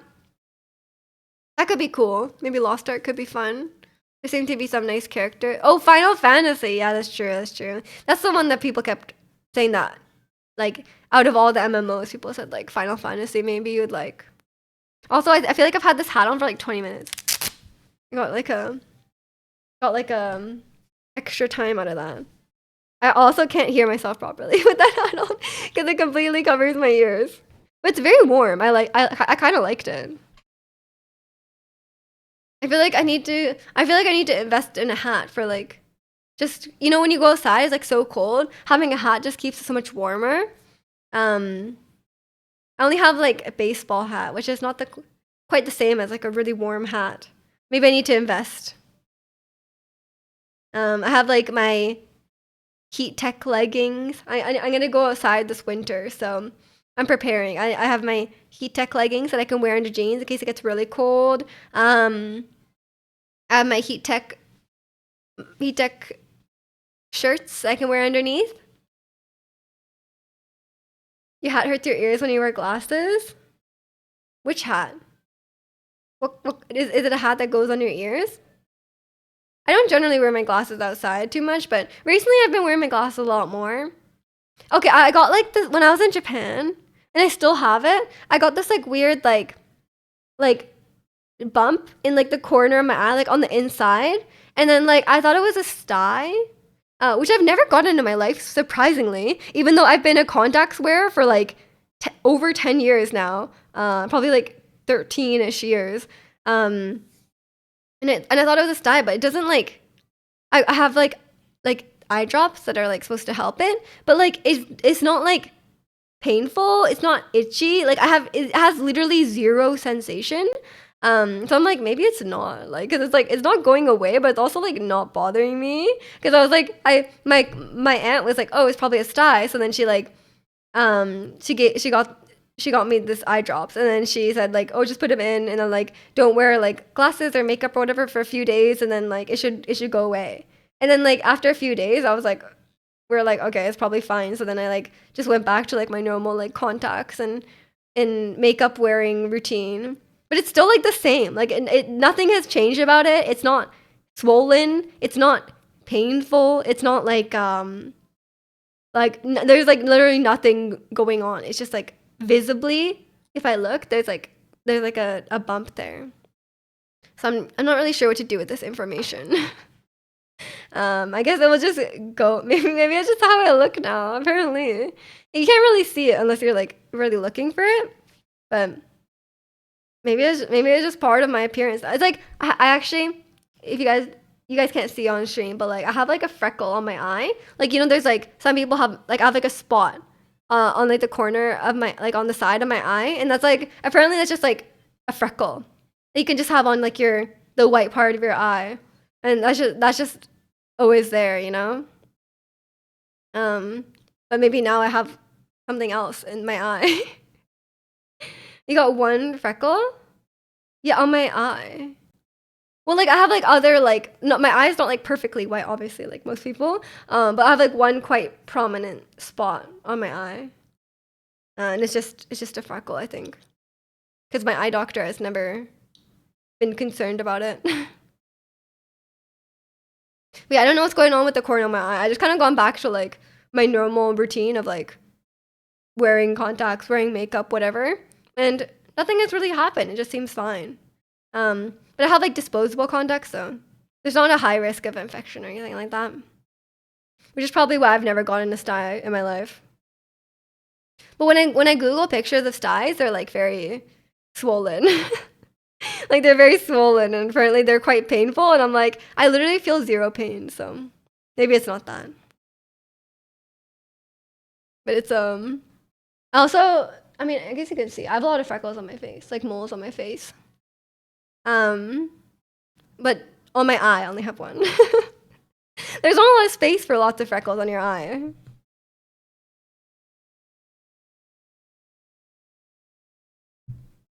You're gonna start the next stream with a huge star on your eye, but it's been like a week. No, it's been like a week and a half now, and it hasn't changed. It hasn't gotten worse. It hasn't gotten better. So don't know what's up with that. I don't know if I should like do some action to like make it go away. But I've been using these eye drops, and these eye drops are so annoying because every time I put them in my eye, I can taste it in my throat. It's like, I don't know what, maybe it's like seeping too far because I'm putting it in the corner of my eye. Maybe it's like seeping all the way down my face. But I'm tired of the taste of these eye drops. They taste bad. I'm like, I don't want to taste these all the time. I don't know what it is. But yeah, hopefully, randomly 2 weeks later after I get this random spot in my eye, it doesn't just like swell up. Or you're gonna get like a Miju eye patch stream, which could be a fun time. I think, you know, I could rock an eye patch, playing Genshin with some eye patch. If unlucky to have taste buds in your eye, no, it's definitely in my throat. I can taste it. It's like this one, and like when I get my pupils dilated at the eye doctor, I can taste those eye drops every time. I think it's just like the amount of them, and they're just like seeping in, you know? They're not like falling out of my eyes. Just do a cosplay to justify the eye patch. Time for Kaya or Beto or Chevros. Actually, a lot of Genshin characters have eye patches. I think that's it though. I'll do that. I'll just dress as like a pirate. That could work. I would be down for that. I think I could rock an eye patch either way. I just wouldn't be able to. There's like I could dress as Odin. I was thinking of there's that moment in God of War Ragnarok where like someone like Odin is like talking and then like someone appears on his like eye patch side and he's like, what? Where do I look? It's just a great moment. He's like supposed to be like I mean Odin's not supposed to be like scary at the start, but like the eye patch joke was quite good. Very memorable. I don't know what it would be like to just have I guess you just can't, yeah, you can't see anything. Like if you close this eye, I can see it on the camera, but I cannot see this until it's like here. And I guess you wouldn't have like depth perception, but my depth perception is pretty bad regardless. So I guess it wouldn't be a huge problem for me. But yeah, it would be, I think the eye patch would catch on. I think it would be very fashionable and I could have a cool eye patch. I know some people like they like draw on the eye patch to like make it look cool. Go watch Arcane. Who has the eye patch? Bawakaman Ratsi. I'm gonna watch Arcane after this, I promise. I didn't have a chance to. I'm very busy on Saturdays, but I was watching the hockey game yesterday. Or part of it. Apparently, she lost it very well. They won 4-1. It was a very big game for Vancouver because Connor Bedard, hometown hero, was playing because they were playing against the Blackhawks. You watch episode 6 together? No. Haven't you already watched it? Just go watch it and I will discuss it in the Discord. Okay. I'm not gonna stream it. But I'm very much looking forward to it. Because it's episode 4, 5, 6, yeah. You're too tired? Oh, to finish episode 6? I'll post my thoughts in the Discord, don't worry. I'm very, very excited. I'm excited for the Caitlyn Oh, sorry. I won't spoil anything. It's too new. um, I feel like people have such different um thresholds for like what is considered a spoiler and what is not. Cause like for me, like I don't know, like if someone says something like for me it's like unless it spoils like a big moment or like a plot twist or like a surprise, for me I'm like I don't really care that much, you know? Like if someone's like, oh like um what's like an example? Like if someone was like, oh um like in Infinity War when um like okay, someone was like, oh in or I maybe it's not in Infinity War. um or like if someone's like, oh in Endgame when Thor is forging the hammer. Like I feel like that wouldn't bother me, you know? Like I'll be like I don't really like yeah, sure that's something that happened in the film that I would not have known about.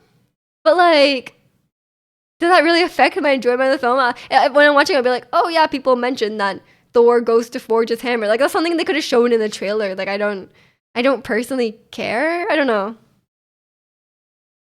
It's one thing that bugs me this patch, but I'll mention it in Discord. Okay. I'll see. Like in Harry Potter, we find out Voldemort killed Harry's parents. Yeah, if it was like a big plot reveal like that or something like that, then maybe I care. Like I'll be like, oh, why would you spoil it? Why would you go out of your way to say that? But I would still be able to enjoy it regardless. But I don't know. You don't care about spoilers whatsoever. I mean, same. Like I'm literally like, well, for example, like the Wicked movie is coming out, and like everyone who's seen Wicked or like knows about Wicked knows what happens in it. But like the movie is still coming out. Like it doesn't mean people won't enjoy the movie. But maybe like an adaptation is a bit different. But like I think I would mind if people spoiled a big plot twist or like if people spoiled a big plot twist or if they spoiled like if it was like a mystery. Like if I was like if someone like spoiled the ending of like a mystery, then I think maybe I would care about that. Cause then like if the whole point of the show, if the whole like okay, the one time it would affect my enjoyment if the whole like dramatic tension of the show is like the mystery aspect of it, then I feel like that would affect my enjoyment. Cause like a lot of the tension is like not knowing what's gonna happen. In that situation, then I would mind a bit. But in pretty much every other situation, I would still be able to enjoy it regardless. Cause I'm someone who likes rewatching stuff. Final Fantasy VII, Tifa has hot spoilers. I mean, there's some people who like kind of say stuff like that anyway. Like I'll say something like super mundane or like something from like the premise, right? Like they'd be like, oh, like if I was like, oh, in Alien Isolation, like she's trying to find her mom, and then some people will like actually be mad about these spoilers. I'm like, if you're that spoiler sensitive, like not to be like I'm as someone like I'm trying to be as like gracious as possible as someone who doesn't care about spoilers. I understand like a lot of people do, but if you're that spoiler sensitive to the point where like stuff shown in like the trailer possibly is like stuff that could be shown in a trailer like is a spoiler to you, then like perhaps you should just like not engage in any discussion about the show or watch it immediately if that amount of spoiler really like bothers you, you know? Because like there's at a certain point it's like people can't avoid talking about like the basic premise of it, you know? Currently it's in 2 parts. Arcane. But yeah, so there's like different levels of spoiler sensitive, and sometimes people go a bit too far. And it's like at that point, like people can't even like mention the show at the, like, you know? I feel like people should be able to talk about like, oh, like it was good or it was bad or like whatever. Oh yeah, Wicked is 2 parts, yes. Part 1 is coming out this year, and part 2 is coming out next year. And they already filmed both, I think. People have very mixed opinions about the length of it because like Wicked part one, like the entire show, the entire play, is 2.5 hours, right? Or like like maybe a bit over 2.5 hours. And the part one of the movie is like 2 hours 40 minutes. So like it's like, oh, they're adding a lot of stuff to it, but I haven't seen the play myself, so maybe it's like quite rushed, and there's a lot of room for exploring different, different plot lines and stuff like that. So maybe that would be good. And welcome in, Trem. Spoiler stuff happens. How dare you? Oh my gosh, it's ruined. But yeah, it's I won't spoil anything about Arcane. Don't worry. Obviously, it just came out. Jinx is in season 2. Oh no! It's not like she's on the poster. I really wonder if they're gonna kill anyone in Arcane, because like I'm very like, because like they made Arcane canon to League of Legends. So if they killed someone in Arcane, that would be killing someone like in the canon. Like I guess you could just at that, if their character arc just resolves, then like I guess you could just be like, oh, like they don't progress anywhere past that. You can't progress their character anymore, or you could just have like flashbacks or whatever. But like I'm like, you have a lot of characters. You could probably kill one off, For me, candidates season 2, death. I think you could probably kill, as much as I love him, you could probably kill Victor, because like in League lore, he's like kind of like a villain. So maybe he could, if he goes down the villain route in season 2, then maybe he could redeem himself by dying. They can't kill off Mbessa. They just added her to the game. I feel like that's a whole thing. I feel like they might kill off Mel, because she's not a lead character. I feel like they might, like, if they were gonna kill someone off, they might kill Mel. Yeah, she's evil, but that's just how it is. Your episode with season 2 is canon related. I mean, League canon is all over the place. Like everything is like, everything is all everything is a conflict anyway. So I don't think there's an issue if I think Arcane lore like overrides existing League lore, because existing League lore is kind of a mess. Like Victor's lore is like all over the place. Because like League of Legends, they didn't prioritize lore, right? Like it was like gameplay first. Lore was really last. Like they fired all their writers. They like they're gonna remove the like all the short stories and stuff like that. So they really don't care that much about the lore. But when Arcane came out, then I think people care a bit more about the story. So they're gonna try to consolidate it somehow. But who knows that they'll ever get around to doing that? Because like they don't put any like money or resources into writing. We just talking about League lore. What a true weeb. I like a good Necrit video. And I'm very interested to see where Arcane goes. But yeah, I think they could kill Victor. I think they could kill Mel. I don't think they'll kill like Caitlyn, Bai, Jinx, Echo. I don't know about Heimerdinger. I guess he could die if he wanted. No offense to that guy. Yeah, everyone else, I think they're chill. But those are my death flags. But I'm kind of like biased, because I think if Mel dies, Jace and Victor can get together.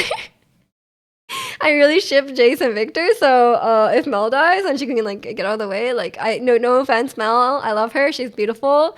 But if she kind of steps aside, then if she steps aside, then Jace and Victor could have a chance. Not to be delusional, but Miju has read every Cham's background. No, there's too many.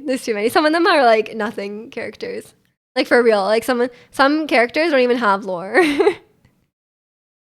And Bessa is not chill. She's not. But she's a great antagonist. I don't think she'll die, because they just added her. But maybe she'll get like banished back to Noxus. Mijug Delulu is a Salulu Ames. I've actually also been convinced, because I know we're talking about Stranger Things recently. I watched a video about Mike and Will as like the end game ship. And I was like convinced. Like, I don't know. I think I'm just like easily convinced of these things. Because like they gave a lot of compelling evidence. I was like, damn, like this might be real. Like maybe this is the end game. So I've been very, you just believe the last thing you hear. It was just very convincing. Cause like, if you guys have watched Stranger Things season 4, they kind of show like Mike and Eleven's relationship is quite strained. Mike and Eleven's relationship is quite strained. Mike struggles to say "I love you," and he has a hard time expressing his feelings to Elle. While with Will, he doesn't have that problem, and he says something like, he was like, "Oh, like it's different with us," and like he says like, yeah, he's able to express his fears and his doubts with Will. So I'm a bit. There's a lot of other evidence that they brought up. It was a very long video. It was like an hour. But I'm slightly convinced, because I was like, why would you set up Mike and Eleven's relationships to be like on the rocks like that? You know, like there was no need to do that. But it wasn't really like resolved. Like I don't know. And like, why would he struggle to say he loves her? Like, what's up with that? So I'm a bit convinced. And if season 5 comes out and I'm right, I'm gonna refer back to this moment. We just shipping all the guy couples. kind of, but it's convincing. It's not my fault everyone in Arcane is gay. Like that's just it's not my fault. That's how they were written. It's just how it is. I mean, Kate and Vi are real. We already know that. Like, I don't think anyone was denying that. Refer back to this moment of you explaining a video you saw. Exactly. No, I'm just saying I stand behind this person in their video. And I believe in them, even if no one else believes in them. But I was like, there's like a side of the internet where it's like people 100% believe this. And there's a side of the internet, I was looking on Reddit, because I wanted to see what people thought about this chip, and I was like, oh, I'm on Reddit. I was like, shoot, I'm on Reddit. The reaction to anyone proposing this theory, you can imagine what the Redditors think about this. They're like, they're not okay with it. But yeah, it's very. I was like, this is not my people. I should not be in here. Miju watches Harry Potter and then ships Harry and Ron. I don't know about that. This is coming as someone who was so I loved Mike and Eleven. I thought they were so cute. That was like my main like obviously I love like the mystery and stuff like that, but like I thought Mike and Eleven were so cute. Like especially in season 1, season 2. I thought like I was like so on board with them, but then in season 4, their relationship is suddenly bad. Like suddenly they're like not like, I don't know. It's just weird. I was wondering like why they did that. Your team Big Spider in Harry Potter? That's my only memory of watching Harry Potter as a kid. Like I've watched like a few of the Harry Potter movies like here and there. And I remember watching one with the big spider, and I was not a fan. But all I remember is a spider. Like I remember there was like they were going somewhere and then there's a spider. I hear people were shipping me and Lisa after my video for her, just saying. I don't know if I can get on this ship, I'm sorry. Yeah, it's I think that's my I don't believe in shipping real people personally. Unless they're like already dating, and I'm like, I guess if I'm like supportive of their relationship, but that's not really like shipping, you know. I would only really want to ship, you know, like the fictional couples or fictional people. I don't know what else I've had this experience with. I don't know. I'm out of water. How rude. But yeah, I'm on this Stranger Things ship train. But if they repair Mike and Mike and Eleven's relationship, then I can be back on board because I think they're very cute. Especially at the start, like I'm kind of a sucker for like where there's like a nice like coming of age story and they're like really like they're just having their like cute like 12-year-old relationship, you know, where they're like holding hands. I think it's adorable. But obviously they're older now, so maybe things change. But that would be very it would be an interesting like arc for Mike, you know?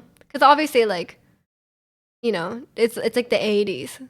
So it might be hard for him to accept it. So maybe that's why it's not, I don't know. So can't wait for your thoughts on Arcane today. Me too. I don't know where I'm not gonna try and guess stuff because firstly it would spoil Act 1, and secondly I'm gonna be way off, and I really don't have I can't say anything without spoiling stuff. I did play the Arcane ARAM, and it wasn't that good. I don't know.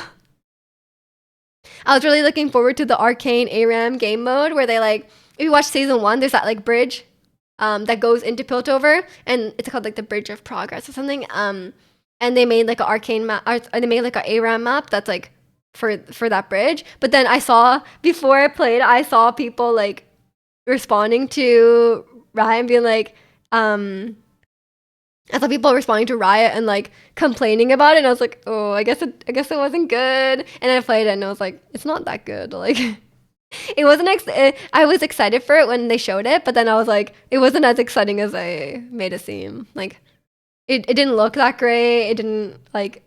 I didn't really notice a huge difference when I was playing it. Like, I was like, this is not as exciting as they made it sound. You didn't stream it? Yeah. Everyone missed out on my D- Jace gameplay. The worst Jace possible, honestly. Like, I don't know what. Like, whatever. You've never seen a Jace this bad. But as someone who's not a Jace fan, then I guess that's fine. I'm not a Jace fan except when I think Victor can fix him. You know what I mean?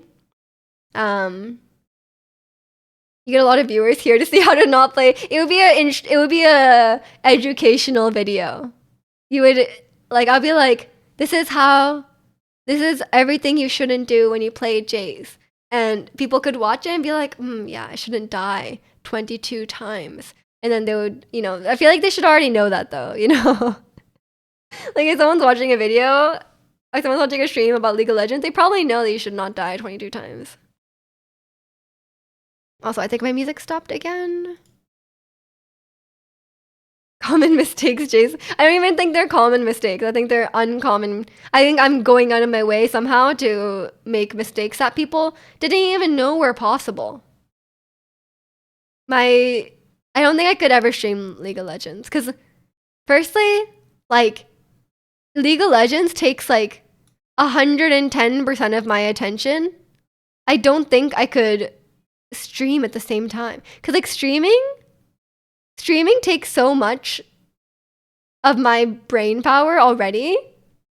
So like I don't know how I could even know how I could stream at the same because like I become like 50% worse at every video game when I'm streaming it. Not to make excuses, but like I do kind of be like you have your attention divided, you know.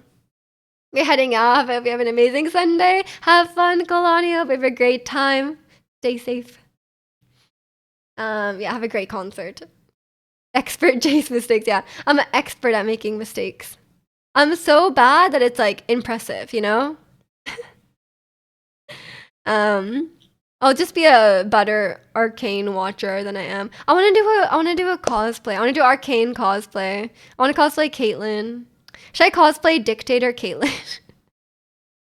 I want to cosplay Sheriff Caitlyn. I don't know where. She gets that blue outfit, like the light blue outfit. I kind of want them. And welcome in Red Light. Hope you're doing well today. Off-stream Genshin, Miju speedrunning it. I mean, Genshin doesn't require a lot of skill to begin with. But the next Genshin stream we'll be playing, I think it's a new patch next stream, so we get to see more Mavuika, we get to see more stories, I'm excited. You're doing jolly. Oh, that's great to hear. Very jolly. Have you considered cosplaying Tristana? I'm the right height to cosplay Tristana, but not a big Tristana enjoyer.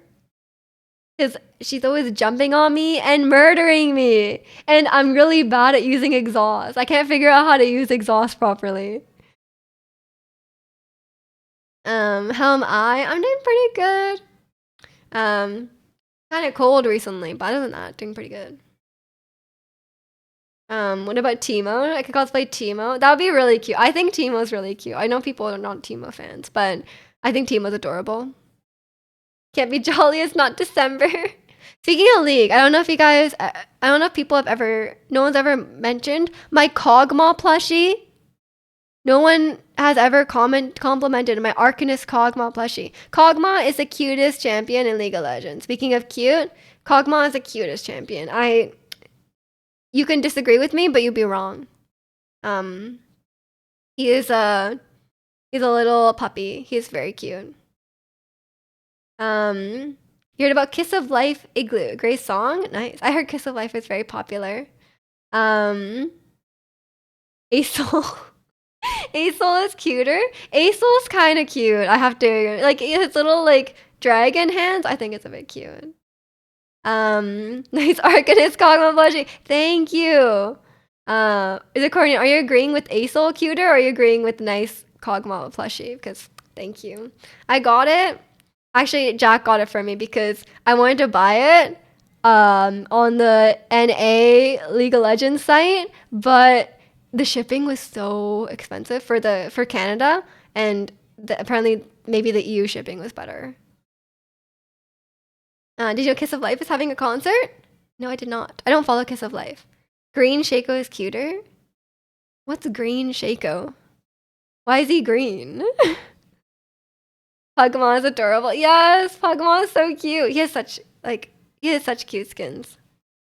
He's just a puppy. You're just agreeing with nice Kog'Maw plushie. You don't know what Asol is? Aurelion Sol? The big dragon one that like glides around. He's kind of cute. I like cute League of Legends champ. I would say yeah, Kog'Maw. Obviously Victor, and who else? Kennen. I think Kennen is really cute. Especially in Wild Rift. Everyone looks better on Wild Rift, by the way. Kennen looks very adorable in Wild Rift. He does like a little Naruto run every time he runs around. Very cute.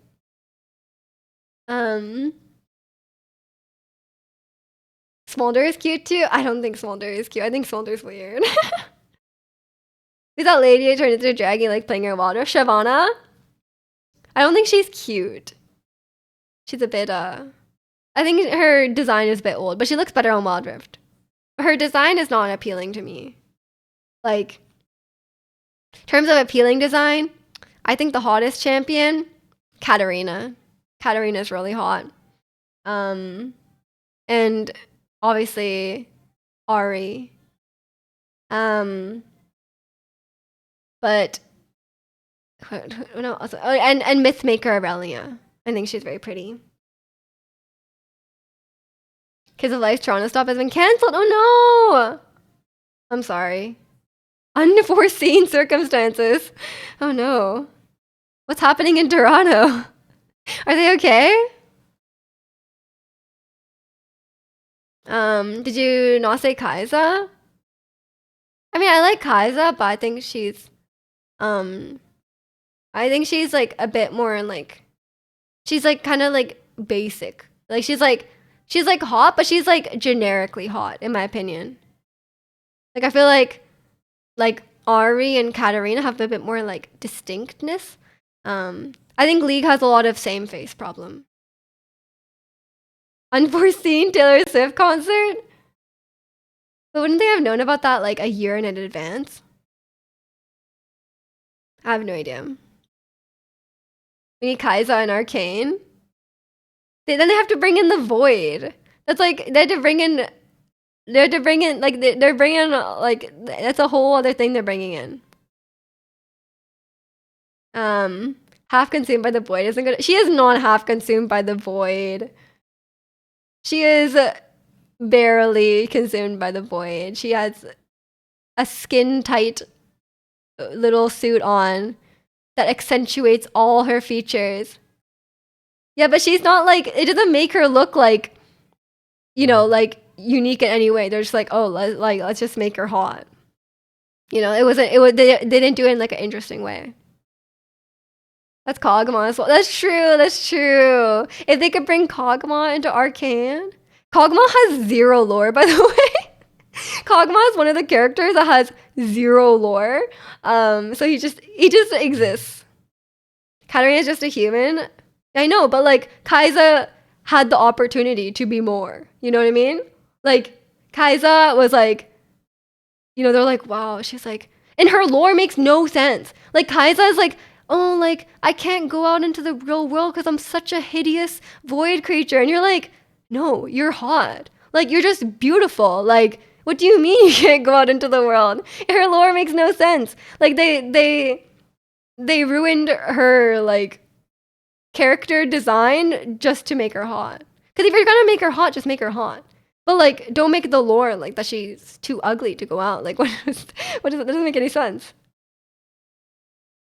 Yeah, just maybe if they brought her into Arcane, they could fix it. Cause I would trust them to fix that if they brought it into Arcane.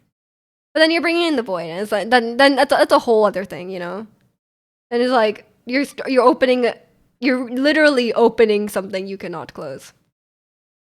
I think I like the more like down to earth nature of Arcane currently, because it's like not everything has to be like a world ending threat, you know. Like it's like, oh, it's like a very ground level threat that's affecting the people directly, like the government and the pollution.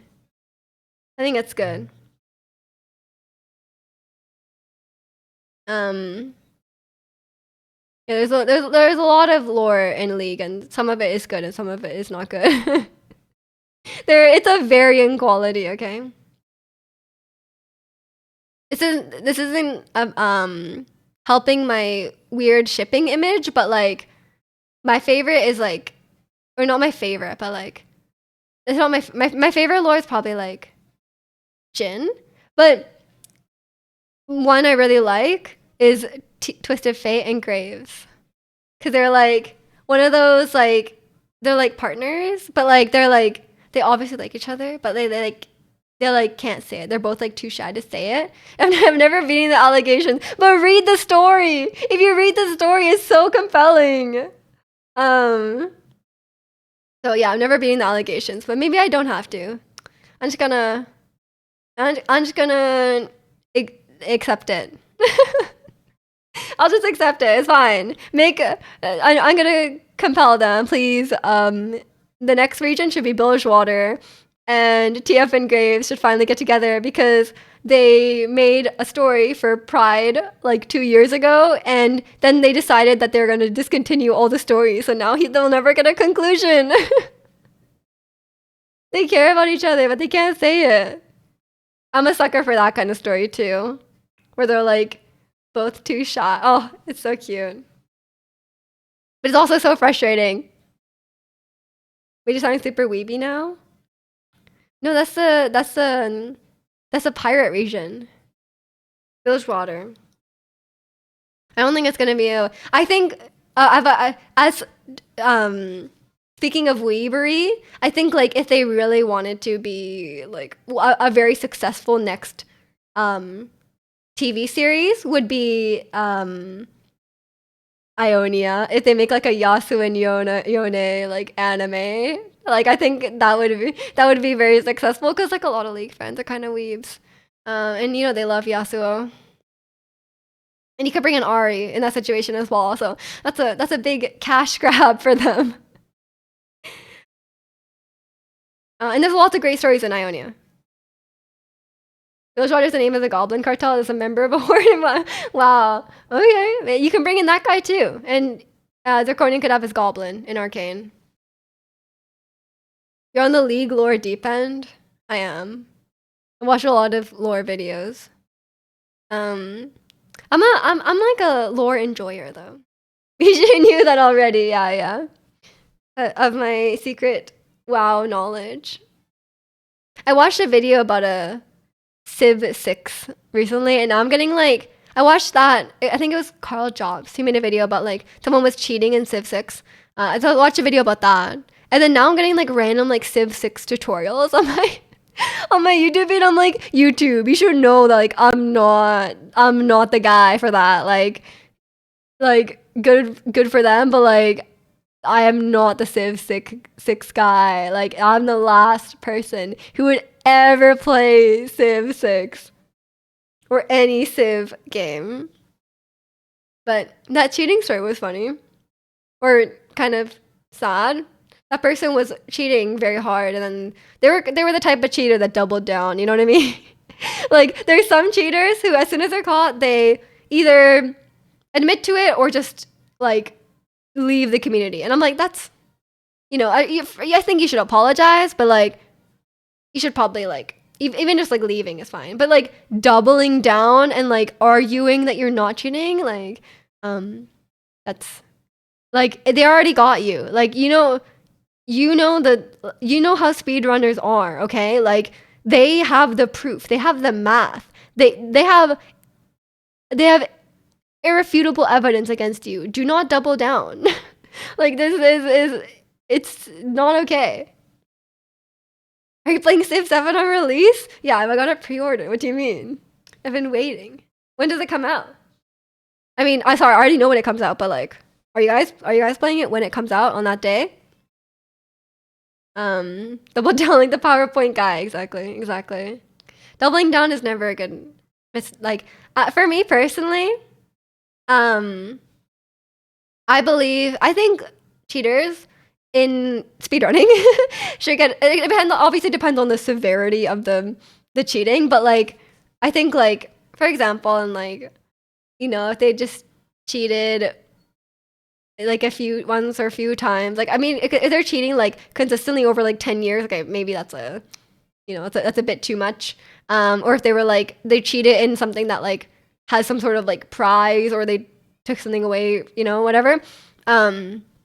In that situation, that's also probably crossing the line. But like in a lot of situations, I think a lot of speedrunners, depending on the game especially, a lot of them are quite young. Like a lot of them are just like kids, like, and they wanted like a cool like a cool achievement, and like yeah, it kind of sucks that like other people who may have gotten the world record in that time like didn't, but like I do kind of think that like they should get a second chance, depending on like if they own up to it and they apologize, depending on the severity of the cheating, I do think they should get a second chance. Especially if they're young, like so many times like the person cheating is like just a kid, and you're like, we all did stupid stuff as a kid. We all lied as a kid. It happens, but it really depends on like the extent they went to in the cheating. Like it really depends on the extent they went to in the cheating. Like obviously if they spent like years and years cheating, or if they're like a grown adult, like that's like I think there's a different situation. But like yeah, I think a lot of times like I watch a lot of videos like Minecraft cheaters, Geometry Dash cheaters. They're all so young. The cheat's the kid. Usually. Oh, no, sorry, not usually, but like a lot of times, kids are cheating. Or they pull a Billy Mitchell. Yeah, if you sue the person who outed you for cheating, that's also probably, you should be banned from the community forever.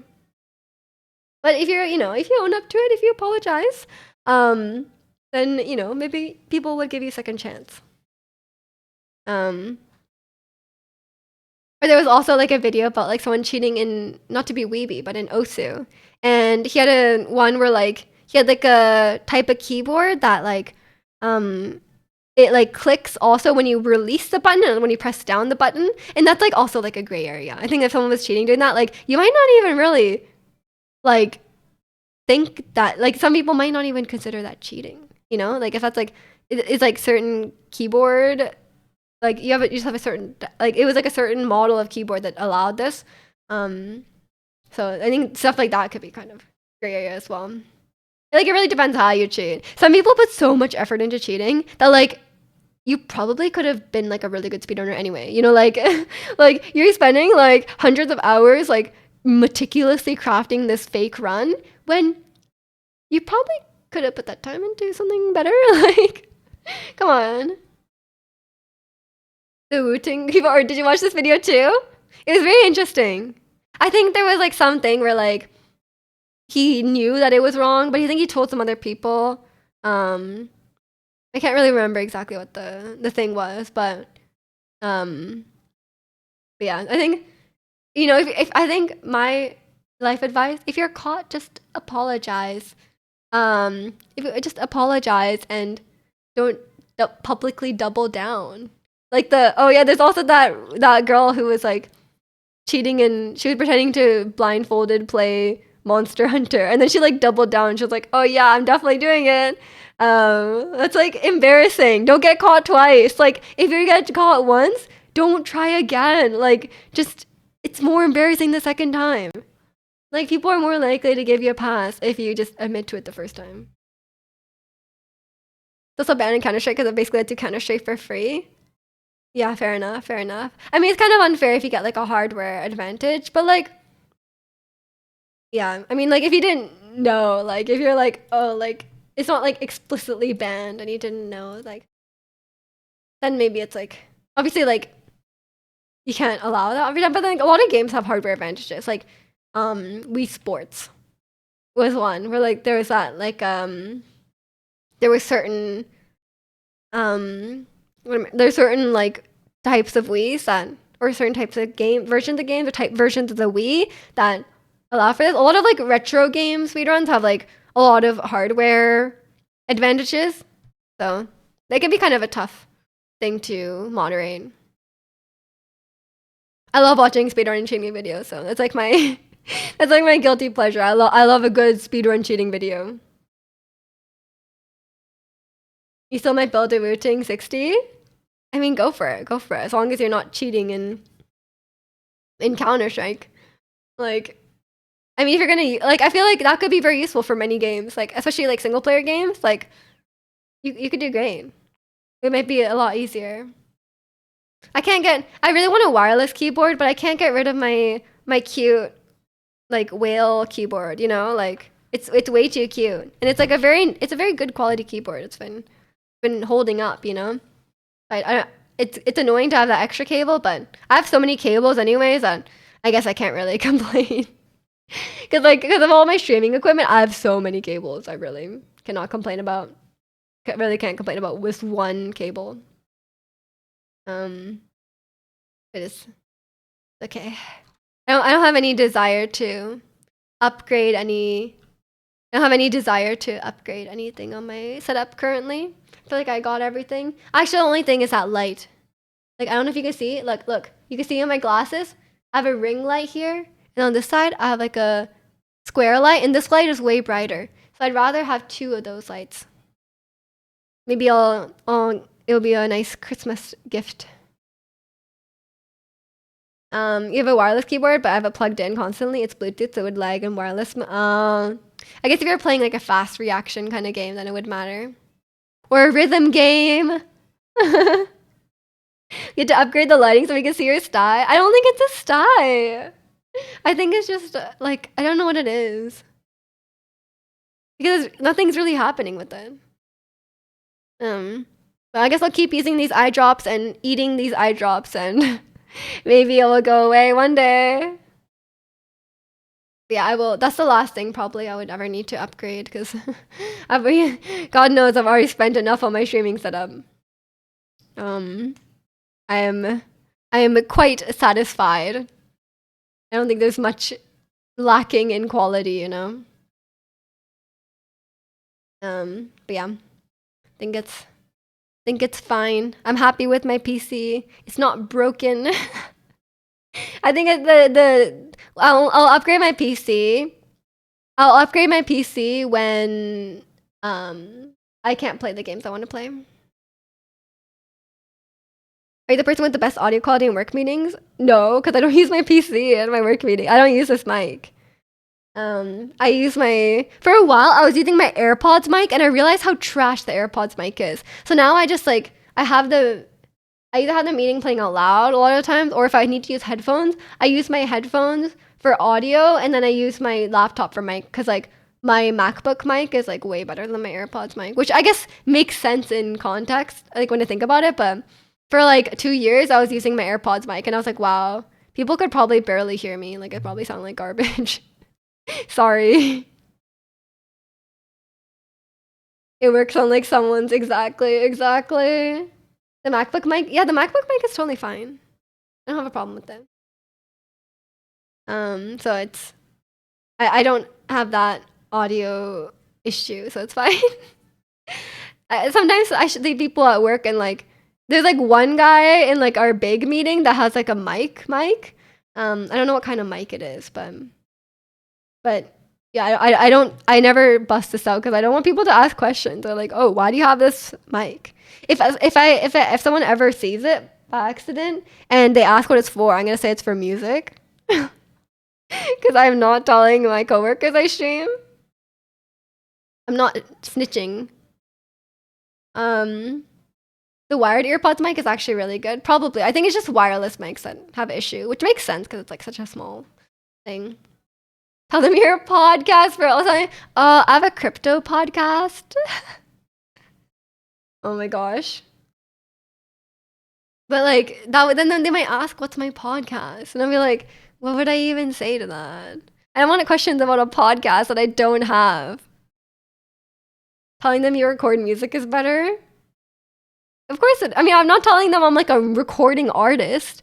I could just say I like playing music. They already know I play guitar and sing and stuff. So I just be oh, I just use it to record stuff for myself. I have a podcast where I give dating and crypto advice. And the advice is universal. It's not specific to dating or crypto. It always the catch of the podcast, the selling point, it applies to both. And ship fictional characters. That's true. Yeah, so I give what's a piece of advice that could apply to both? What I don't even know. For crypto, it would be buy low, sell high. But I don't think that applies to dating. If it did, that'd be very bad. What about? Oh, how about a lot of people on crypto say hold, don't sell, just hold, which would be a good advice for a relationship. If your relationship is good, hold the relationship and don't sell. Oh my gosh. You get up at 4 a.m. and grind blind dates. And then you have to also date someone who wakes up at 4 a.m. And then you're both you're both on the grind. So maybe that's good. Buy low, sell high. Dating, FYI, guys, I'm low value. Yeah, find someone oh my god, low value is such a red flag. Whenever anyone says on Reddit, if anyone says in their post low value or high value in terms of people, then immediately red flag, incel. Red flag. You give this way more thought than actual podcast, bro. That's true. I think, yeah, that's my advice. My dating and crypto advice. No, that's actually my crypto advice is don't. That's my crypto advice. My crypto advice is don't. Which is not good advice for dating. Okay, here's my advice. If you're a crypto bro, don't. It applies to both. I think that's good advice. I would lose all my viewers on my podcast or all my listeners on my podcast, but I stand by that. Got scammed and are forever alone dating. You did? Should use that crypto dating advice. Yeah, that's my crypto dating advice. What crypto dating sounds really weird. I'm sure someone's gonna make like an NFT dating app or something like that, you know? Like I'm sure someone's gonna make a crypto dating app. Like maybe it already exists. Like I'm sure someone's gonna make that and it's gonna be terrible. Like that sounds like the worst thing in the world. That's my thoughts on this. Thank you for listening to my podcast. Dating on the blockchain. Oh no. Okay, and with that, with my advice, I think I will leave it here for today. I'm gonna eat lunch. I'm hungry. Oh my gosh. Thanks for listening to the crypto dating podcast with Miju NFT. God, I can't even say these things. I really can't even say these things. But I'm hungry, so that's lunch and arcane. Exactly. It was a great streaming back. I need to turn on my humidifier because like my throat is okay. Also, I was like singing Wicked in the car yesterday, so like maybe that's the cause of it. But like my throat cannot survive talking anymore. What are you having for lunch? I don't know. I have some leftover food from yesterday, but I'm kind of feeling like I want like some shin. Because I want something like warm. Because it's so cold.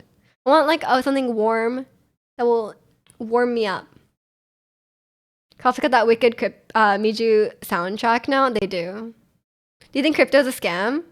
No, I think it's like a pyramid scheme. Like I think it's a very high risk investment, and there's a lot of grifters. There's so many grifters, so I don't think it's. I think it's like you can dabble in it for fun with like money you can afford to lose. No problem with that. But I wouldn't get too invested in it. It's a very like even not even putting in like my personal thoughts about how it's like a kind of a pyramid scheme. Like it's very risky. Get pancakes for lunch. That sounds good. Maybe I should make pancakes. Oh, that's a good idea. Thanks for the idea. I might do that. That sounds really delicious now that you say that. Should I all in Bitcoin? Bitcoin in 2024? Yeah, go for it. Isn't like one Bitcoin like so expensive now? Oh yeah, wait for the Zercoin. It's coming. But yeah, I might go make some pancakes. Some American style pancakes though. So maybe my pancakes is different than yours. One is 80K. Okay, yeah, that's a bit of a I'm sure Zercoin will be cheaper. Well, we'll just wait for that. But yeah, thank you all for watching today. I'll be streaming again on Wednesday. We'll be playing the new patch of Genshin, so it'll be like a nice story time. I'm very excited. I haven't played Genshin in like forever, but I'll get back into it, I promise. And if you want more just chatting, I'll be streaming again next weekend. I'm streaming for 2 more weekends, and then I'm going away again. I'm sorry. December, or sorry, like the winter time is a bit busy for me this year. But once I'll be back, like I'm going away for like 1, 2, like 3 weekends again. And then I'll be back like on the 28th. And then I'll be back for like a long time, I promise. Like months. Many months. Like at least 3 or 4. I am a serial leaver. I'm sorry. That's my dating advice. Okay. But yeah, thanks all for watching today. Thanks for coming back and still enjoying the stream, even though I keep leaving. This is going to be some sort of a toxic relationship. No, I'm kidding. But yeah, thanks everyone for watching today. I hope you have a great rest of your weekend. Take care and join the Discord if you haven't already, because I want to talk about Arcane. So if everyone's watching Arcane, get in there. But yeah, thanks for watching everyone, and see you all later. Bye.